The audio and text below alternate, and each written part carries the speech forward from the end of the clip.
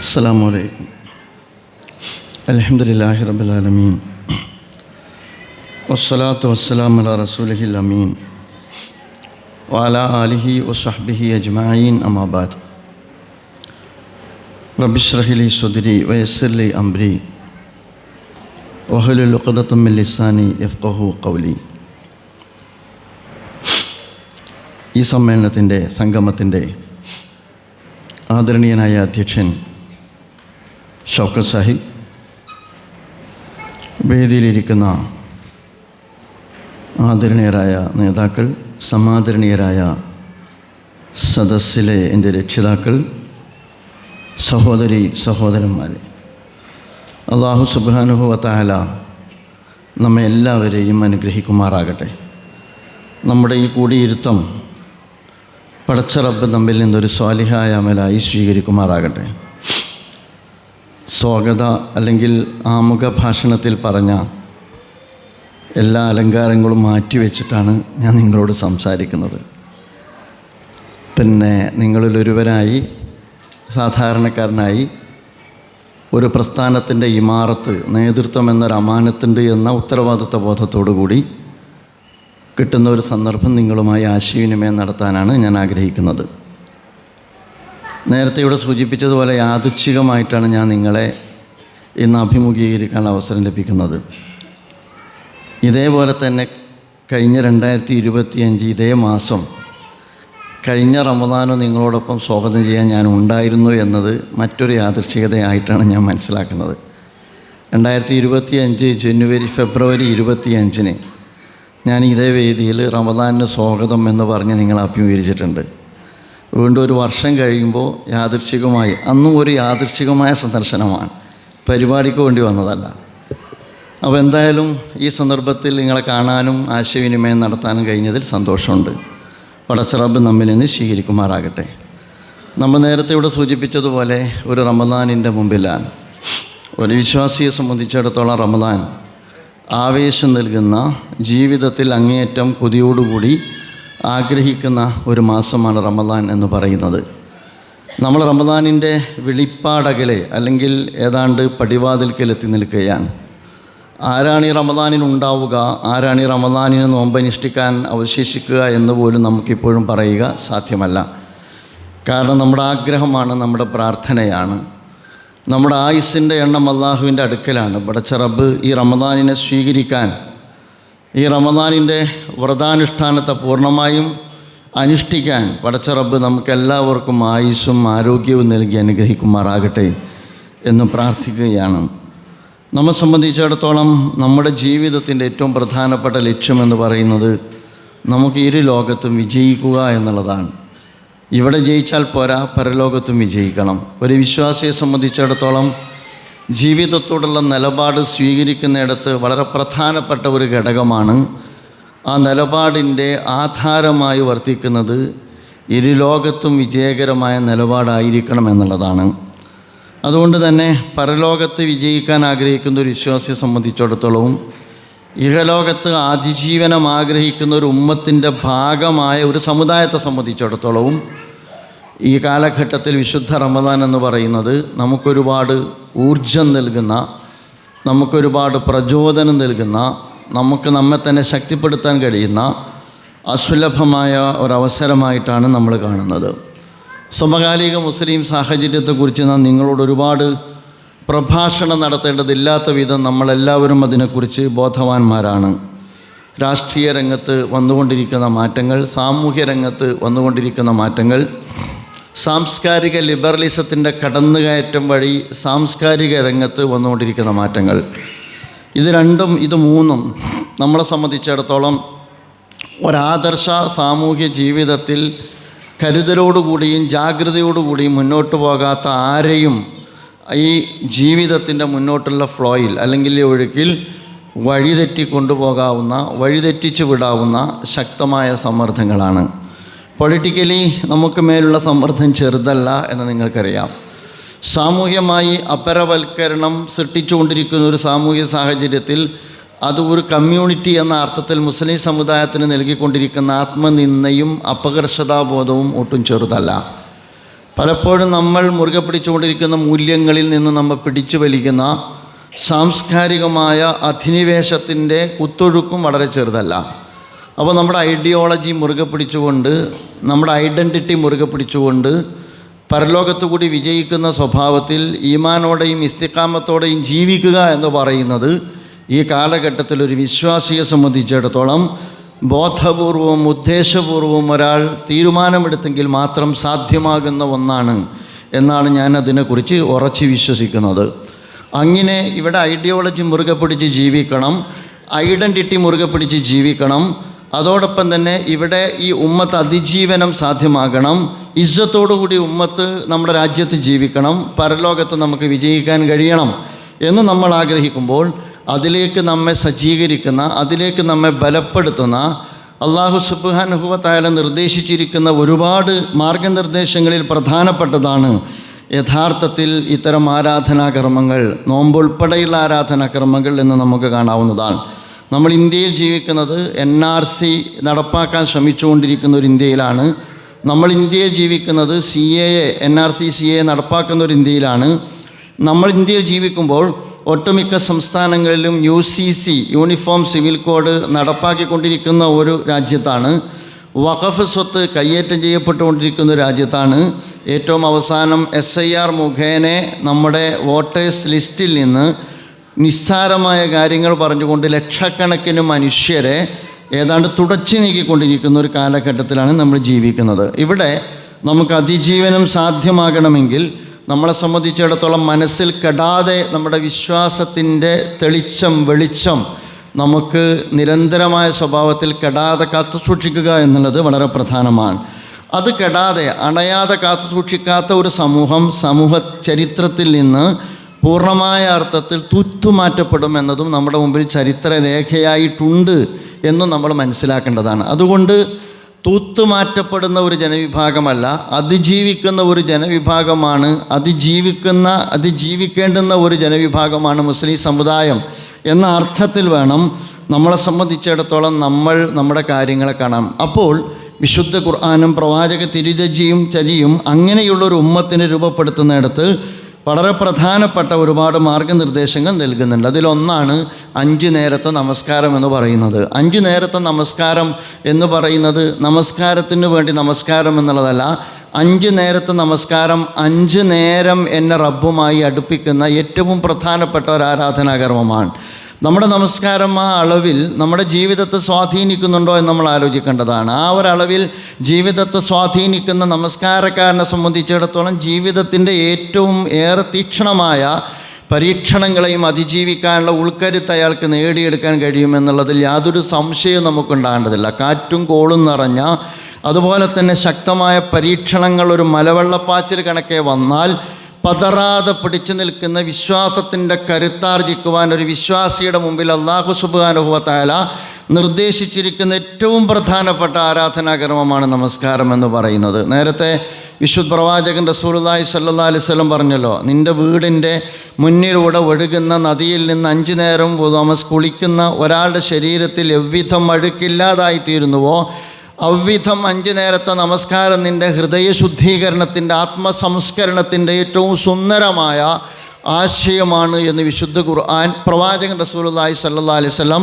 നമ്മെ പഠിപ്പിക്കുന്നുണ്ട്. അതുകൊണ്ടാണ് ഖുർആൻ പറഞ്ഞത് ഇന്ന സ്വലാത്ത തൻഹാ അനിൽ ഫഹ്ശായി വൽ മുൻകർ. നിങ്ങളുടെ നമസ്കാരം നിങ്ങളുടെ തിന്മയിൽ നിന്ന്, മ്ലേച്ഛതയിൽ നിന്ന് നിങ്ങളെ രക്ഷപ്പെടുത്തുമെന്നാണ്. അപ്പോൾ എൻ്റെ മ്ലേച്ഛതയിൽ നിന്ന്, എൻ്റെ തിന്മയിൽ നിന്ന്, എൻ്റെ ജീവിതത്തിലെ പുഴുക്കുത്തിൽ നിന്ന് എന്നെ രക്ഷപ്പെടുത്തിയെടുക്കാൻ എൻ്റെ നമസ്കാരം മതിയാകുമ്പോഴാണ് യഥാർത്ഥത്തിൽ ആ ആരാധന നമ്മുടെ ജീവിതത്തെ സ്വാധീനിച്ചു എന്ന് നമുക്ക് പറയാൻ പറ്റുള്ളൂ. മറ്റൊരിടത്ത് നമസ്കാരത്തെക്കുറിച്ച് ഖുർആൻ പറഞ്ഞത് എന്താണ്? ഇസ്തഈനു ബിസ്സബ്രി വസ്സലാത്ത് ഇന്നഹാ ലകബീറത്തുൻ ഇല്ലാ അലൽ ഖാശിഈൻ. വിശുദ്ധ ഖുർആൻ പറയുന്നുണ്ട് ഇസ്തഈനു ബിസ്സബ്രി വസ്സലാത്ത്. പ്രവാചകൻ റസൂലുള്ളാഹി സ്വല്ലല്ലാഹു അലൈഹി വസല്ലമയുടെ കൂടെയുള്ള അനുചരന്മാർ തീക്ഷണമായ പരീക്ഷണങ്ങൾക്ക് വിധേയരാക്കപ്പെട്ട ഒരു ഘട്ടത്തിൽ അവരോട് അല്ലാഹു സുബ്ഹാനഹു വ തആല ആവശ്യപ്പെട്ടത് ആ പരീക്ഷണത്തിൻ്റെ നാളുകളിൽ നിങ്ങൾ അല്ലാഹുവിനോട് സഹായം തേടുക. എങ്ങനെ? വിശ്വലാത്തി, നമസ്കാരം കൊണ്ട് നിങ്ങൾ സഹായം തേടുക എന്നാണ്. അപ്പോൾ നമ്മളെ സംബന്ധിച്ചിടത്തോളം പരീക്ഷണ നാളുകളിൽ നമ്മെ പിടിച്ചു നിർത്തുന്നിടത്ത് നമ്മുടെ തിന്മകളിൽ, ഞാൻ നേരത്തെ പറഞ്ഞ ജീർണതകളിൽ നിന്ന് നമ്മളെ രക്ഷപ്പെടുത്തുന്നിടത്ത് ഏറ്റവും പ്രധാനപ്പെട്ട ഒരു കാര്യമാണ് നമസ്കാരം എന്ന് പറയുന്നത്. രണ്ടാമത്, അതേപോലെ തന്നെ നമ്മുടെ ജീവിതത്തെ ശുദ്ധീകരിക്കുന്നിടത്ത് പ്രധാനപ്പെട്ട ഒന്നാണ് നോമ്പ് എന്ന് പറയുന്നത്. യാ അയ്യുഹല്ലദീന ആമനു കുത്തിബ അലൈക്കുമുസ് സിയാമു കമാ കുത്തിബ അലല്ലദീന മിൻ ഖബലിക്കും ലഅല്ലക്കും തത്തഖൂൻ. നിങ്ങൾക്ക് മുമ്പുള്ളവർക്ക് അല്ലാഹു സുബ്ഹാനഹു വ തആല നോമ്പ് നിർബന്ധമാക്കിയതുപോലെ നിങ്ങൾക്കും അല്ലാഹു സുബ്ഹാനഹു വ തആല നോമ്പ് നിർബന്ധമാക്കിയിട്ടുണ്ട്. ലഅല്ലക്കും തത്തഖൂൻ, എന്തിനു വേണ്ടിയാണ്? നിങ്ങൾക്ക് തഖ്വയുണ്ടാകാൻ വേണ്ടിയാണ് എന്ന് വിശുദ്ധ ഖുർആൻ നമ്മൾ പഠിപ്പിക്കുന്നുണ്ട്. അപ്പോൾ നോമ്പെന്ന് പറയുന്നത് നമ്മളെ സംബന്ധിച്ചിടത്തോളം അതിൻ്റെ ലക്ഷ്യം വളരെ നിർണിതമാണ്. 30 ദിവസത്തെ അല്ലെങ്കിൽ 29 ദിവസത്തെ വ്രതമനുഷ്ഠിക്കുന്ന ഒരു വിശ്വാസിയിൽ ഉണ്ടായിത്തീരേണ്ടുന്ന ഏറ്റവും പ്രധാനപ്പെട്ട ഘടകം എന്ന് പറയുന്നത് ശഅബാൻ കഴിഞ്ഞ് റമദാനിലേക്ക് പ്രവേശിക്കുമ്പോൾ അയാളുടെ ഹൃദയവികാരം എന്താണോ അതിൽ നിന്ന് ഏറെ വ്യത്യസ്തമായ തഖ്വയിൽ അധിഷ്ഠിതമായ കുറ്റമറ്റ സ്വഭാവത്തോടു കൂടിയുള്ള തഖ്വാബോധമുള്ള ഒരു വിശ്വാസിയായി 29 ദിവസം കൊണ്ട് നമുക്ക് മാറാൻ കഴിയുക എന്നുള്ളത് വ്രതാനുഷ്ഠാനവുമായി ബന്ധപ്പെട്ട് നമ്മുടെ ജീവിതത്തിൽ ഉണ്ടായിരിക്കേണ്ടുന്ന മാറ്റമാണ്. നോമ്പിനെക്കുറിച്ച് പറയുന്നത് തന്നെ അങ്ങനെയാണ്. സൗമ്, അതുപോലെ തന്നെ സിയാമ്, അറബി പദം അതിൻ്റെ അർത്ഥം നമ്മൾ പരിശോധിച്ച് നോക്കിക്കഴിഞ്ഞാൽ സംയമനം, അതുപോലെ തന്നെ വർജിക്കുക എന്നുള്ളതാണ് അതിൻ്റെ അർത്ഥം. പദാനുപദ അർത്ഥം തന്നെ ആ അർത്ഥത്തിലാണ്. അൽ ഇംസാഖ് മുത്ലഖൻ അനി ത്വആമി വശറാബി വൽ കലാമി വൻ നിക്കാഹി വസ്സൈർ എന്നതിന് തൈരീഫ്, അതിന് നിർവചനം കൊടുത്തിട്ടുണ്ട്. അഥവാ ഭക്ഷണത്തിൽ നിന്ന്, പാനീയത്തിൽ നിന്ന്, വർത്തമാനങ്ങളിൽ നിന്ന്, അതുപോലെ തന്നെ ലൈംഗിക ബന്ധങ്ങളിൽ നിന്ന്, യാത്രയിൽ നിന്ന് എല്ലാം വിട്ടുനിന്ന് അള്ളാഹുവിലേക്ക് നമ്മൾ നമ്മുടെ മുഖം തിരിക്കുന്ന, റബ്ബിലേക്ക് നമ്മുടെ ജീവിതത്തെ തിരിച്ചു വെക്കുന്ന ഏറ്റവും അസുലഭമായ അവസരമാണ് നോമ്പ് എന്ന് അതിൻ്റെ അർത്ഥവും ആശയവും മനസ്സിലാക്കുമ്പോൾ നമുക്ക് ഇങ്ങനെ ഗ്രഹിക്കാൻ കഴിയുന്ന, അർത്ഥത്തിൽ നിന്നും ആശയത്തിൽ നിന്നും ഗ്രഹിക്കാൻ കഴിയുന്നതാണ്. റമദാൻ എന്ന് പറയുന്നതിൻ്റെ അർത്ഥം എന്താണ്? സൗമ് വർജിക്കലാണ്, അതുപോലെ തന്നെ ത്യജിക്കലാണ്, സംയമനം പാലിക്കലാണ് എന്ന് പറയുന്നത് പോലെ തന്നെ യഥാർത്ഥത്തിൽ റമദാൻ എന്ന് പറഞ്ഞാൽ എന്താണ്? റമള എന്ന് പറയുന്ന ആ അറബി പദത്തിൻ്റെ അർത്ഥം കരിച്ചു കളയുക എന്നതാണ്. എൻ്റെ ജീവിതത്തിൽ ഈ ഒരു കൊല്ലക്കാലത്തിനിടക്ക് ഞാനറിയാതെ ഒരു പക്ഷേ വളർന്നു വന്നിരിക്കുന്ന തിന്മയുടെയും അധർമ്മത്തിൻ്റെയും അതുപോലെ തന്നെ മ്ലേച്ഛതയുടെയും മുൾച്ചെടികളുണ്ട് എങ്കിൽ അതിനെ കരിച്ചു കളയുന്ന, ജീവിതത്തിൽ ആത്മസംസ്കരണത്തിൻ്റെ രാജപാത വെട്ടിത്തെളിയിക്കുന്ന അസുലഭമായൊരവസരമാണ് യഥാർത്ഥത്തിൽ ഒരു വിശ്വാസിയെ സംബന്ധിച്ചിടത്തോളം നോമ്പ് എന്ന് പറയുന്നത്. അതുകൊണ്ട് അല്ലാഹു സുബ്ഹാനഹു വ തആല അവൻ്റെ പ്രവാചകനിലൂടെ വിശുദ്ധ റമദാനുമായി ബന്ധപ്പെട്ട പുണ്യത്തെക്കുറിച്ച് ഒരുപാട് സംസാരിക്കുന്നുണ്ട്. നമസ്കാരത്തിന് പുണ്യമുണ്ട്, അതുപോലെ തന്നെ നമ്മൾ ചെയ്യുന്ന ഓരോ സ്വാലിഹായ അമലുകൾക്കും നമുക്ക് പുണ്യമുണ്ട്. പക്ഷേ സവിശേഷമായി നമ്മൾ ഒരു വർഷത്തിലെ ഒരു മാസത്തിൽ നിർവഹിക്കുന്ന നോമ്പിൻ്റെ പുണ്യത്തെക്കുറിച്ച് ഒരുപാട് ഇടങ്ങളിൽ പ്രവാചകൻ റസൂലുള്ളാഹി സ്വല്ലല്ലാഹു അലൈഹി വസല്ലം നമ്മെ പഠിപ്പിക്കുന്നതായി നമുക്ക് കണ്ടെത്താവുന്നതാണ്. നമുക്കെല്ലാവർക്കും അറിയാവുന്ന ഹദീസുകളാണ്. ഞാൻ അതിൻ്റെ പദാനുപദ അർത്ഥം പോലും പറയേണ്ടതുണ്ട് എന്ന് എനിക്ക് തോന്നുന്നില്ല. പ്രവാചകൻ റസൂലുള്ളാഹി സ്വല്ലല്ലാഹു അലൈഹി വസല്ലം പറയുന്നുണ്ട്, ഇദാ ജാ റമളാനു ഫുത്തിഹത അബ്വാബുൽ ജന്ന വഉലികത അബ്വാബുൻ നാർ വസുഫിദത്തി ഷയാത്തീൻ. അതൊരവസ്ഥയെക്കുറിച്ചാണ് പ്രവാചകൻ പറയുന്നത്. റമദാൻ വന്നു കഴിഞ്ഞാൽ എല്ലാ ഇബ്ലീസിനും പണി മുടങ്ങുമെന്നാണ് പ്രവാചകൻ പറയുന്നത്. അതിൻ്റെ മലയാളം അതാണ്. അതായത് മനുഷ്യ ജീവിതത്തിൽ വഴിതെറ്റിക്കാൻ വേണ്ടി ഇറങ്ങിത്തിരിക്കുന്ന പിശാചിന് ഇടം കിട്ടാത്ത വിധം മനുഷ്യർ നന്മയിലേക്ക് മടക്കയാത്ര നടത്തുന്ന, ജീവിതത്തെ സുഹൃതം കൊണ്ട് സമ്പന്നമാക്കുന്ന, ഒരാൾക്ക് തെറ്റ് ചെയ്യാൻ അനുഗുണമായൊരു സാഹചര്യം രൂപപ്പെടാത്ത, ഒരാൾക്ക് സുഹൃതങ്ങളും നന്മകളും ചെയ്യാനുള്ള ഒരുപാട് അവസരങ്ങൾ അയാളുടെ മുമ്പിൽ തുറക്കപ്പെടുന്ന സന്ദർഭമാണ് റമദാൻ എന്ന് പ്രവാചകൻ റസൂലുള്ളാഹി സ്വല്ലല്ലാഹു അലൈഹി വസല്ലം നമ്മെ പഠിപ്പിക്കുകയാണ്. അതുകൊണ്ടാണ് പ്രവാചകൻ സ്വല്ലല്ലാഹു അലൈഹി വസല്ലം പറഞ്ഞത്, ഇദാ ജാ റമദാൻ, റമദാൻ വന്നു കഴിഞ്ഞാൽ യഥാർത്ഥത്തിൽ നരകത്തിൻ്റെ കവാടങ്ങൾ അടക്കപ്പെടും, സ്വർഗത്തിൻ്റെ കവാടങ്ങൾ തുറക്കപ്പെടും, പിശാച് ബന്ധനസ്ഥനാക്കപ്പെടും എന്ന് പ്രവാചകൻ റസൂലുള്ളാഹി സ്വല്ലല്ലാഹു അലൈഹി വസല്ലം നമ്മെ പഠിപ്പിക്കുന്നുണ്ട്. അതേപോലെ തന്നെ പുണ്യത്തെക്കുറിച്ചും പ്രവാചകൻ പറയുന്നുണ്ട്. യഥാർത്ഥത്തിൽ റമദാനിൽ മറ്റെല്ലാ കർമ്മങ്ങൾക്കും അല്ലാഹു സുബ്ഹാനഹു വ തആല 10 മുതൽ 700 ഇരട്ടി വരെ പ്രതിഫലം കൊടുക്കും. പടച്ച റബ്ബ് ഓരോ അമലുകൾക്കും കൊടുക്കുന്ന പ്രതിഫലത്തിൻ്റെ കണക്ക് ഇരട്ടിയാണ്. എൻ്റെ നമസ്കാരത്തിന് എൻ്റെ റബ്ബ് എനിക്ക് എത്രയാണ് പ്രതിഫലം നൽകുക എന്ന് എനിക്കറിഞ്ഞുകൂടാ. എൻ്റെ നമസ്കാരവും ഷൗക്കത്ത് സാഹിബ് നിർവഹിക്കുന്ന നമസ്കാരവും സാദിഖ് സാഹിബ് നിർവഹിക്കുന്ന നമസ്കാരവും കാഴ്ചയിൽ ഒന്നാണ് എങ്കിലും അള്ളാഹുവിൻ്റെ അടുക്കൽ അത് സ്വീകരിക്കപ്പെടുക പല തലത്തിലാണ്.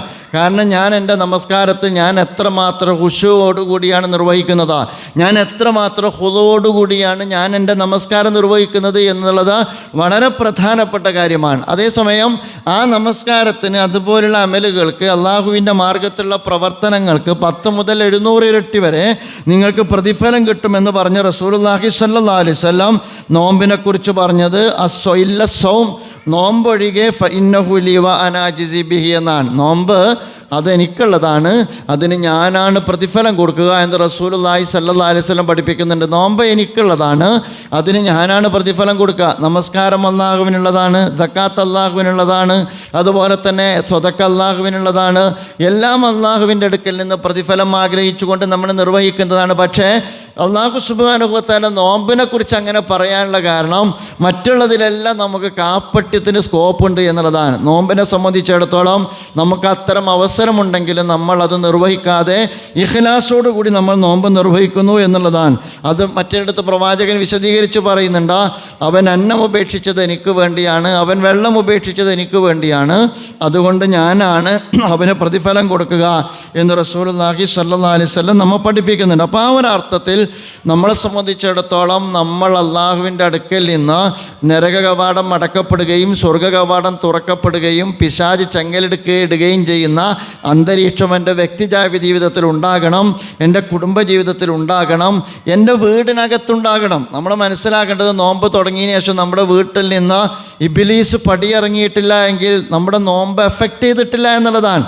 ഇബ്ലീസ് ചുടല നൃത്തം ചവിട്ടുന്ന, അല്ലെങ്കിൽ ഇബ്ലീസ് നമ്മുടെ സമയം കവർന്നെടുക്കുന്ന, അല്ലെങ്കിൽ നമ്മുടെ ജീവിതത്തിലൊരു ചേഞ്ചുമില്ല, ഭക്ഷണക്രമത്തിലുള്ളൊരു മാറ്റം മാത്രമാണ് വ്രതാനുഷ്ഠാനത്തോടു കൂടി നമ്മുടെ ജീവിതത്തിൽ വരുന്നത് എങ്കിൽ ഞാൻ പറയുക നോമ്പ് നമ്മുടെ ജീവിതത്തെ സ്വാധീനിച്ചിട്ടില്ല എന്നുള്ളതാണ്. നമ്മളൊക്കെ പ്രാർത്ഥിക്കുകയാണ്. നേരത്തെ ഇവിടെ ഷൗക്കത്ത് സാഹിബ് സൂചിപ്പിച്ചതുപോലെ, പടച്ച റബ്ബേ ഈ ശഅബാനെ കൊണ്ട് നീ അനുഗ്രഹിക്കണേ, ഈ റമദാനിലേക്ക് ഞങ്ങളെ എത്തിക്കണേ എന്ന് നമ്മൾ അള്ളാഹുവിനോട് പ്രാർത്ഥിക്കുകയാണ്. എത്തിച്ചിട്ട് ഞാൻ എൻ്റെ റബ്ബിനോട് ചെയ്യുന്നത് എന്താണ്, എത്തിച്ചിട്ട് ഞാൻ എൻ്റെ നോമ്പുമായി ബന്ധപ്പെട്ട് ഞാൻ സ്വീകരിക്കുന്ന സമീപനം എന്താണ്. അതുകൊണ്ട് നമ്മൾ അടിവരയിട്ട് മനസ്സിലാക്കേണ്ട കാര്യം നോമ്പിനെ നമ്മൾ ഒരുങ്ങണമെന്നാണ്. എന്നെ കേട്ടുകൊണ്ടിരിക്കുന്ന എല്ലാവരോടും ഞാൻ പറയുക, നിങ്ങൾ പറ്റുമെങ്കിൽ വിശുദ്ധ റമദാൻ 18-നാണോ 19-നാണോ തീരുമാനിച്ചിട്ടില്ല, എപ്പോഴാണ് നോമ്പ് അതിനു മുമ്പ് നമ്മൾ ഭാര്യയും മക്കളും നമ്മൾ ഒരുമിച്ചിരിക്കണം. എന്തിനാണ് നമ്മൾ ഒരുമിച്ചിരിക്കുന്നത്? റമദാൻ വരുന്നതോടുകൂടി നമ്മുടെ കുടുംബജീവിതത്തിൽ ഉണ്ടാകേണ്ട ചേഞ്ച് എന്താണ്? റമദാൻ വരുന്നതോടുകൂടി നമ്മുടെ വീട്ടിലെ നടപടിക്രമങ്ങളിൽ ഉണ്ടാകേണ്ട മാറ്റം എന്താണ്? റമദാൻ വരുന്നതോടുകൂടി നമ്മുടെ നമസ്കാരത്തിൽ നമുക്ക് അയഞ്ഞുപോയി നമ്മൾ ഇനിയും മുറുക്കിയെടുക്കേണ്ടുന്ന തലങ്ങൾ ഏതാണ്? റമദാൻ വരുന്നതോടുകൂടി വിശുദ്ധ ഖുർആനുമായി ബന്ധപ്പെട്ട നമ്മുടെ സമീപനത്തിൽ വരുത്തേണ്ട മാറ്റം എന്താണ്? റമദാൻ വരുന്നതോടുകൂടി നമ്മുടെ വീട്ടിൻ്റെ അന്തരീക്ഷത്തിൽ തന്നെ വരുത്തേണ്ടുന്ന ചേഞ്ച് എന്താണ്? ഞാൻ പറയുക, 10-ലോ അല്ലെങ്കിൽ 8-ലോ 3-ലോ 4-ലോ പഠിക്കുന്ന കുട്ടികളെ വരെ വെച്ചുകൊണ്ട് നമ്മൾ ഈ റമദാനിന് നമ്മൾ പ്ലാൻ ചെയ്യണമെന്നുള്ളതാണ്. അതല്ല നമ്മളിതൊരു ഒഴുക്കായി നമ്മൾ മുന്നോട്ട് പോവുകയും ആ ഒഴുക്കിൽ നമ്മൾ റമദാനിലേക്ക് പ്രവേശിക്കുകയും നമ്മൾ തിരിഞ്ഞു നോക്കുമ്പോഴേക്ക് റമദാൻ നമ്മിൽ നിന്ന് വിട്ടുപിരിയുകയും അതിൻ്റെ ഒരു പുണ്യവും നുകരാൻ കഴിയാതെ പോവുകയും ചെയ്താൽ ഭൂമി ലോകത്ത് നമ്മളെക്കാൾ ദൗർഭാഗ്യവന്മാർ വേറെ ഉണ്ടാകില്ല എന്ന് നമ്മൾ മനസ്സിലാക്കണം. അത്തരക്കാരുടെ കൂട്ടത്തിൽ നിന്ന് അള്ളാഹു നമ്മളെല്ലാവരെയും കാത്തുരക്ഷിക്കുമാറാകട്ടെ. അതുകൊണ്ട് ഒരുങ്ങണം ഞാൻ പറയാം. പ്രവാചകൻ സല്ലല്ലാഹു അലൈഹി വസല്ലം പറഞ്ഞില്ലേ, മല്ലയത് ഖൗല സൂരി വൽ അമലി ഫലൈസ ലില്ലാഹി ആജത്തുൻ ഫി അയ്യദാ ത്വആമഹു വ ശറാബഹു. അള്ളാഹ്ക്ക് നമ്മൾ പട്ടിണി കിടക്കണമെന്ന് യാതൊരു താല്പര്യമില്ല, അള്ളാഹ്ക്ക് നമ്മൾ ദാഹിക്കണമെന്ന് യാതൊരു താല്പര്യമില്ല. വിശുദ്ധ പ്രവാചകൻ സല്ലല്ലാഹു അലൈഹി വസല്ലം പറയുന്നുണ്ട്, നിങ്ങൾ അന്നം ഉപേക്ഷിക്കണമെന്ന്, നിങ്ങൾ വെള്ളം ഉപേക്ഷിക്കണമെന്ന് യാതൊരു താല്പര്യമില്ല. നമ്മളെ സംബന്ധിച്ചിടത്തോളം ചീത്ത വാക്ക് നിങ്ങൾക്ക് ഉപേക്ഷിക്കാൻ കഴിഞ്ഞിട്ടില്ല എങ്കിൽ, ചീത്ത പ്രവൃത്തി നിങ്ങൾക്ക് ഉപയോഗിക്കാൻ കഴിഞ്ഞിട്ടില്ല എങ്കിൽ, ഞാൻ എപ്പോഴും പറയാറുള്ളതാണ്, വ്രതമുണ്ടാകേണ്ടത് ആമാശയത്തിനല്ല, വ്രതമുണ്ടാകേണ്ടത് നാവിനാണ്, വ്രതമുണ്ടാകേണ്ടത് കണ്ണിനാണ്, വ്രതശുദ്ധി ഉണ്ടാകേണ്ടത് ഹൃദയത്തിനാണ്. അതുപോലെ തന്നെ വ്രതശുദ്ധി ഉണ്ടാകേണ്ടത് നമ്മുടെ ജീവിതത്തിൻ്റെ കർമ്മപഥത്തിലാണ് എന്ന് നമ്മളെല്ലാവരും മനസ്സിലാക്കേണ്ടതാണ്. നമ്മൾ പലപ്പോഴും നമ്മൾ റമദാനിൽ ഒരുങ്ങാറുണ്ട്. ഒരുങ്ങുക എന്ന് പറയുന്നത് വളരെ പ്രധാനപ്പെട്ട കാര്യം തന്നെയാണ്. നമ്മുടെയൊക്കെ നാട്ടിൽ നനച്ചുകുളി, ഞാനൊക്കെ വീട്ടിൽ നിന്ന് പോരുമ്പോൾ വീട് നനച്ചുകുളിയുടെ തിരക്കിലാണ്. നമ്മൾ നനച്ചുകുളി നടത്താറത് നമുക്ക് പരിക്കില്ലാത്ത സ്ഥലത്താണ്. വാതിൽ പോയിട്ട് എത്ര കഴുകിയാലും നമുക്ക് പരിക്കില്ല, ജനാല പോയിട്ട് എത്ര കഴുകിയാലും നമുക്കൊരു പരിക്കില്ല. അതുപോലെ തന്നെ വീടിൻ്റെ പരിസരം എങ്ങനെ വൃത്തിയാക്കിയാലും നമ്മളൊരു നിലപാടിലൊരു മാറ്റം ഉണ്ടാകേണ്ടതില്ല. ആ നനച്ചുകൊള്ളി നടക്കേണ്ടത് നമ്മുടെ മനസ്സിലായിരിക്കണം. ആ നനച്ചുകൊള്ളി നടക്കേണ്ടത് നമ്മുടെ ജീവിതത്തിലായിരിക്കണം. ആ നനച്ചുകൊള്ളി നടക്കേണ്ടത് നമ്മുടെ നിലപാടുകളിലായിരിക്കണം. ആ നനച്ചുകൊള്ളി നടക്കേണ്ടത് നമ്മുടെ ജീവിതത്തിൻ്റെ പ്രവർത്തന പഥത്തിലായിരിക്കണം എന്ന് നമ്മൾ ഓരോരുത്തരും ആലോചിക്കേണ്ടതാണ്. അതുകൊണ്ട് തന്നെ ആ ഒരർത്ഥത്തിൽ അപ്പോൾ റമദാൻ എന്ന് പറഞ്ഞാൽ നമ്മൾ ലാഘവത്തോടു കൂടി പ്രവേശിക്കേണ്ട ഒന്നല്ല.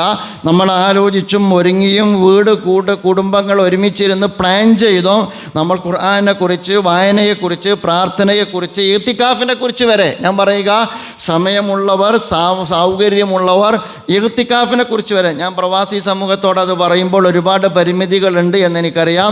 പക്ഷേ നമുക്ക് ഒഴിഞ്ഞു കിട്ടുന്ന സമയം നമ്മൾ പള്ളിയിലേക്ക് സമയം ചെലവഴിക്കുക എന്ന് പറയുന്നത് ചെറിയ കാര്യമല്ല. ഇഅ്തികാഫ് എന്ന് പറയുന്നത് അവസാനത്തെ 10 ദിവസം റസൂലുള്ളാഹി സ്വല്ലല്ലാഹു അലൈഹി വസല്ലം ഇരുന്നൊരു ഇഅ്തികാഫുണ്ട്. അതേസമയം നമുക്ക് സമയം കിട്ടുന്ന സന്ദർഭത്തിൽ വുളു എടുത്തിട്ട് നമ്മൾ 2 റക്അത്ത് സുന്നത്ത് നമസ്കരിച്ചിട്ട് ഞാൻ ഇഅ്തികാഫിരിക്കുന്നു എന്ന് നിയ്യത്ത് വെച്ചാൽ അത് നമുക്ക് പുണ്യമുള്ള കാര്യമാണ്. അപ്പോൾ ഞാൻ പറഞ്ഞു വരുന്നത് റമദാനിൻ്റെ ഓരോ നിമിഷവും നമുക്ക് എങ്ങനെ ഉപയോഗപ്പെടുത്താൻ കഴിയുമെന്നുള്ളത് വളരെ പ്രധാനപ്പെട്ട കാര്യമാണ്. അപ്പോൾ അതിനു മുമ്പ് നമ്മൾ റമദാനിനെ കാണേണ്ടത് ഇനിയിപ്പോൾ ഇനിയിപ്പോൾ ഭക്ഷണക്രമം മാറിയിരിക്കുന്നു. അത്താഴത്തിനേ കിട്ടുള്ളൂ, അത് കഴിഞ്ഞാൽ പിന്നെ തുറക്കാൻ നേരത്തെ കിട്ടുള്ളൂ. അതുകൊണ്ട് അത്താഴത്തിന് അത്യാവശ്യം നന്നായിട്ട് കഴിക്കണം, പിന്നെ തുറക്കുന്ന നേരത്ത് അത്യാവശ്യം നന്നായിട്ട് കഴിക്കണം എന്നിടത്തല്ല നമ്മുടെ ചിന്ത പോകേണ്ടത്. അതിനപ്പുറത്ത് നമ്മൾ മനസ്സിലാക്കേണ്ടത് ഇതെന്നെ നവീകരിക്കാനുള്ള അവസരമാണ്, എന്നെ നവീകരിക്കാനുള്ള അവസരമാണ്, എന്നെ വീണ്ടെടുക്കാനുള്ള അവസരമാണ്. ഞാൻ കറക്റ്റ് ചെയ്യാൻ ആഗ്രഹിച്ചിട്ട് എനിക്ക് കറക്ഷൻ സാധ്യമല്ലാത്ത എൻ്റെ ജീവിതത്തിൽ മൂടുറച്ചു പോയ ഒരുപാട് വിഗ്രഹങ്ങളെ തല്ലിയുടക്കാനുള്ള അവസരമാണ്. എത്ര വയസ്സായി? 50 വയസ്സായി. എത്ര വയസ്സായി? 35 വയസ്സായി. എത്ര വയസ്സായി? 60 വയസ്സായി. ആ 60 വയസ്സിനിടയ്ക്ക് എന്തെങ്കിലും ഒരു മാറ്റമുണ്ടോ? മൂപ്പർക്ക് യാതൊരു മാറ്റമില്ല. ആളുകളെ കുറ്റപ്പെടുത്തുന്നിടത്തൊരു മാറ്റമല്ല, എടുത്തുചാട്ടത്തിലൊരു മാറ്റമല്ല, മുൻകോപത്തിലൊരു മാറ്റമല്ല, അതുപോലെ തന്നെ നിരന്തരം അധിക്ഷേപിക്കുന്നതിലൊരു മാറ്റമല്ല. ഇങ്ങനെ ജീവിതത്തിൽ പലപ്പോഴും വിശ്വാസിയിൽ നിന്നുണ്ടാകാൻ പാടില്ലാത്ത തെറ്റായ പ്രവണതകൾ അയാളുടെ ജീവിതത്തിൽ നിറഞ്ഞു നിൽക്കെ 30 നോമ്പിനും അയാൾക്കൊരു മാറ്റമല്ല. അങ്ങനെ നോമ്പ് വിട്ടിട്ട് യാതൊരു കാര്യമല്ല. എൻ്റെ നോമ്പ് കൊണ്ട് എൻ്റെ ജീവിതത്തെ എനിക്ക് പിടിക്കാൻ പറ്റണം. എൻ്റെ നോമ്പ് കൊണ്ട് നമ്മളെന്തിനാണ് ഭക്ഷണം കുഴിക്കുന്നത്? ആത്മനിയന്ത്രണത്തിൻ്റെ സന്ദർഭമാണ്.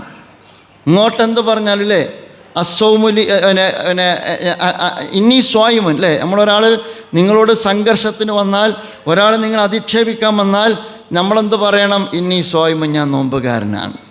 അതെന്താ നമ്മൾ പഠിപ്പിക്കുന്നത്? ഓനൊന്ന് പറഞ്ഞാൽ 2 പറയാനുള്ള ആവതെന്താ എനിക്കില്ലേ?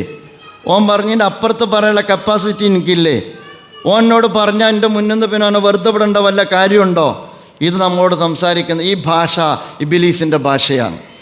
ഞാനെന്താ മോശക്കാരനാണോ എന്നുള്ള തോന്നലാണല്ലോ പലപ്പോഴും നമ്മൾ അതിരുവിട്ട പ്രവർത്തനത്തിലേക്ക് പ്രേരിപ്പിക്കുന്നത്. അത് ഇബ്ലീസിൻ്റെ ഭാഷയാണ്. ഇബ്ലീസിൻ്റെ ഭാഷ എന്ന് പറഞ്ഞാൽ അഹങ്കാരത്തിൻ്റെ ഭാഷയാണ്. അത് വംശീയതയുടെ ഭാഷയുമാണ്. നമുക്കറിയാലോ, പിന്നെ ഖലഖ്തനി മിൻ നാർ വ ഖലഖ്തഹു മിൻ തീൻ അല്ലേ. മഹാനായ അല്ലാഹു സുബ്ഹാനഹു വ തആല ആദം നബി അലൈഹി സ്വലാത്തു വസ്സലാമക്ക് സുജൂദ് ചെയ്യാൻ വേണ്ടിയിട്ട് ഇബ്ലീസിനോട് പറയുന്ന ഘട്ടത്തിൽ ഇബ്ലീസ് പറഞ്ഞൊരു വർത്തമാനം എന്താണ്? ഖലഖ്തനി മിൻ നാർ വ ഖലഖ്തഹു മിൻ തീൻ. മണ്ണ് കൊണ്ട് സൃഷ്ടിച്ച ആദമിനെ തീ കൊണ്ട് സൃഷ്ടിച്ച് ഞാൻ സുജൂദ് ചെയ്യുകയോ? ഞാനാണ് അവിടെ പ്രശ്നം. ഞാൻ മോശക്കാരനല്ല എന്നുള്ളതാണ് പ്രശ്നം. ഞാൻ പറയുന്നത് നമ്മിലൊക്കെ ഈ അനണ്ട്. അന എന്ന് പറഞ്ഞാൽ അനാനിയത്ത്. അനാനിയത്ത് എന്ന് പറഞ്ഞാൽ ഞാനെന്ന പാവമാണ് എൻ്റെ പരാജയത്തിൻ്റെയും എൻ്റെ തകർച്ചയുടെയും കാരണമെങ്കിൽ ഞാനെന്ന എൻ്റെ ഭാവത്തെ ഈ വിശുദ്ധ റമദാനിൻ്റെ പട്ടിണി കിടക്കുന്ന പ്രാർത്ഥനാ നിർഭരമായ രാപ്പകലുകളിൽ എൻ്റെ ജീവിതത്തിൽ എന്നെ തകർത്തുകൊണ്ടിരിക്കുന്ന ഞാനെന്ന ഭാവത്തിന് കടിഞ്ഞാണിടുന്ന മാസമായിരിക്കും ഇത് എന്ന് നമുക്ക് തീരുമാനിക്കാൻ പറ്റണം. ഞാനൊരു ഉദാഹരണം പറഞ്ഞതാണ്. ഓരോരുത്തർക്കും ഏറ്റവും നന്നായിട്ടറിയാം, എന്നെക്കുറിച്ച് എനിക്കാണല്ലോ അറിയാം, നിങ്ങൾക്ക് ഓരോരുത്തരെക്കുറിച്ച് ഓരോരുത്തർക്കാണല്ലോ അറിയാം. നമ്മൾ പലപ്പോഴും നമ്മളത് പറയൂല. നിങ്ങൾ ഓരോരുത്തരും നമ്മുടെ ജീവിതത്തിന് നേരെ കണ്ണാടി പിടിക്കണം എന്നാണ് ഞാൻ പറയാം.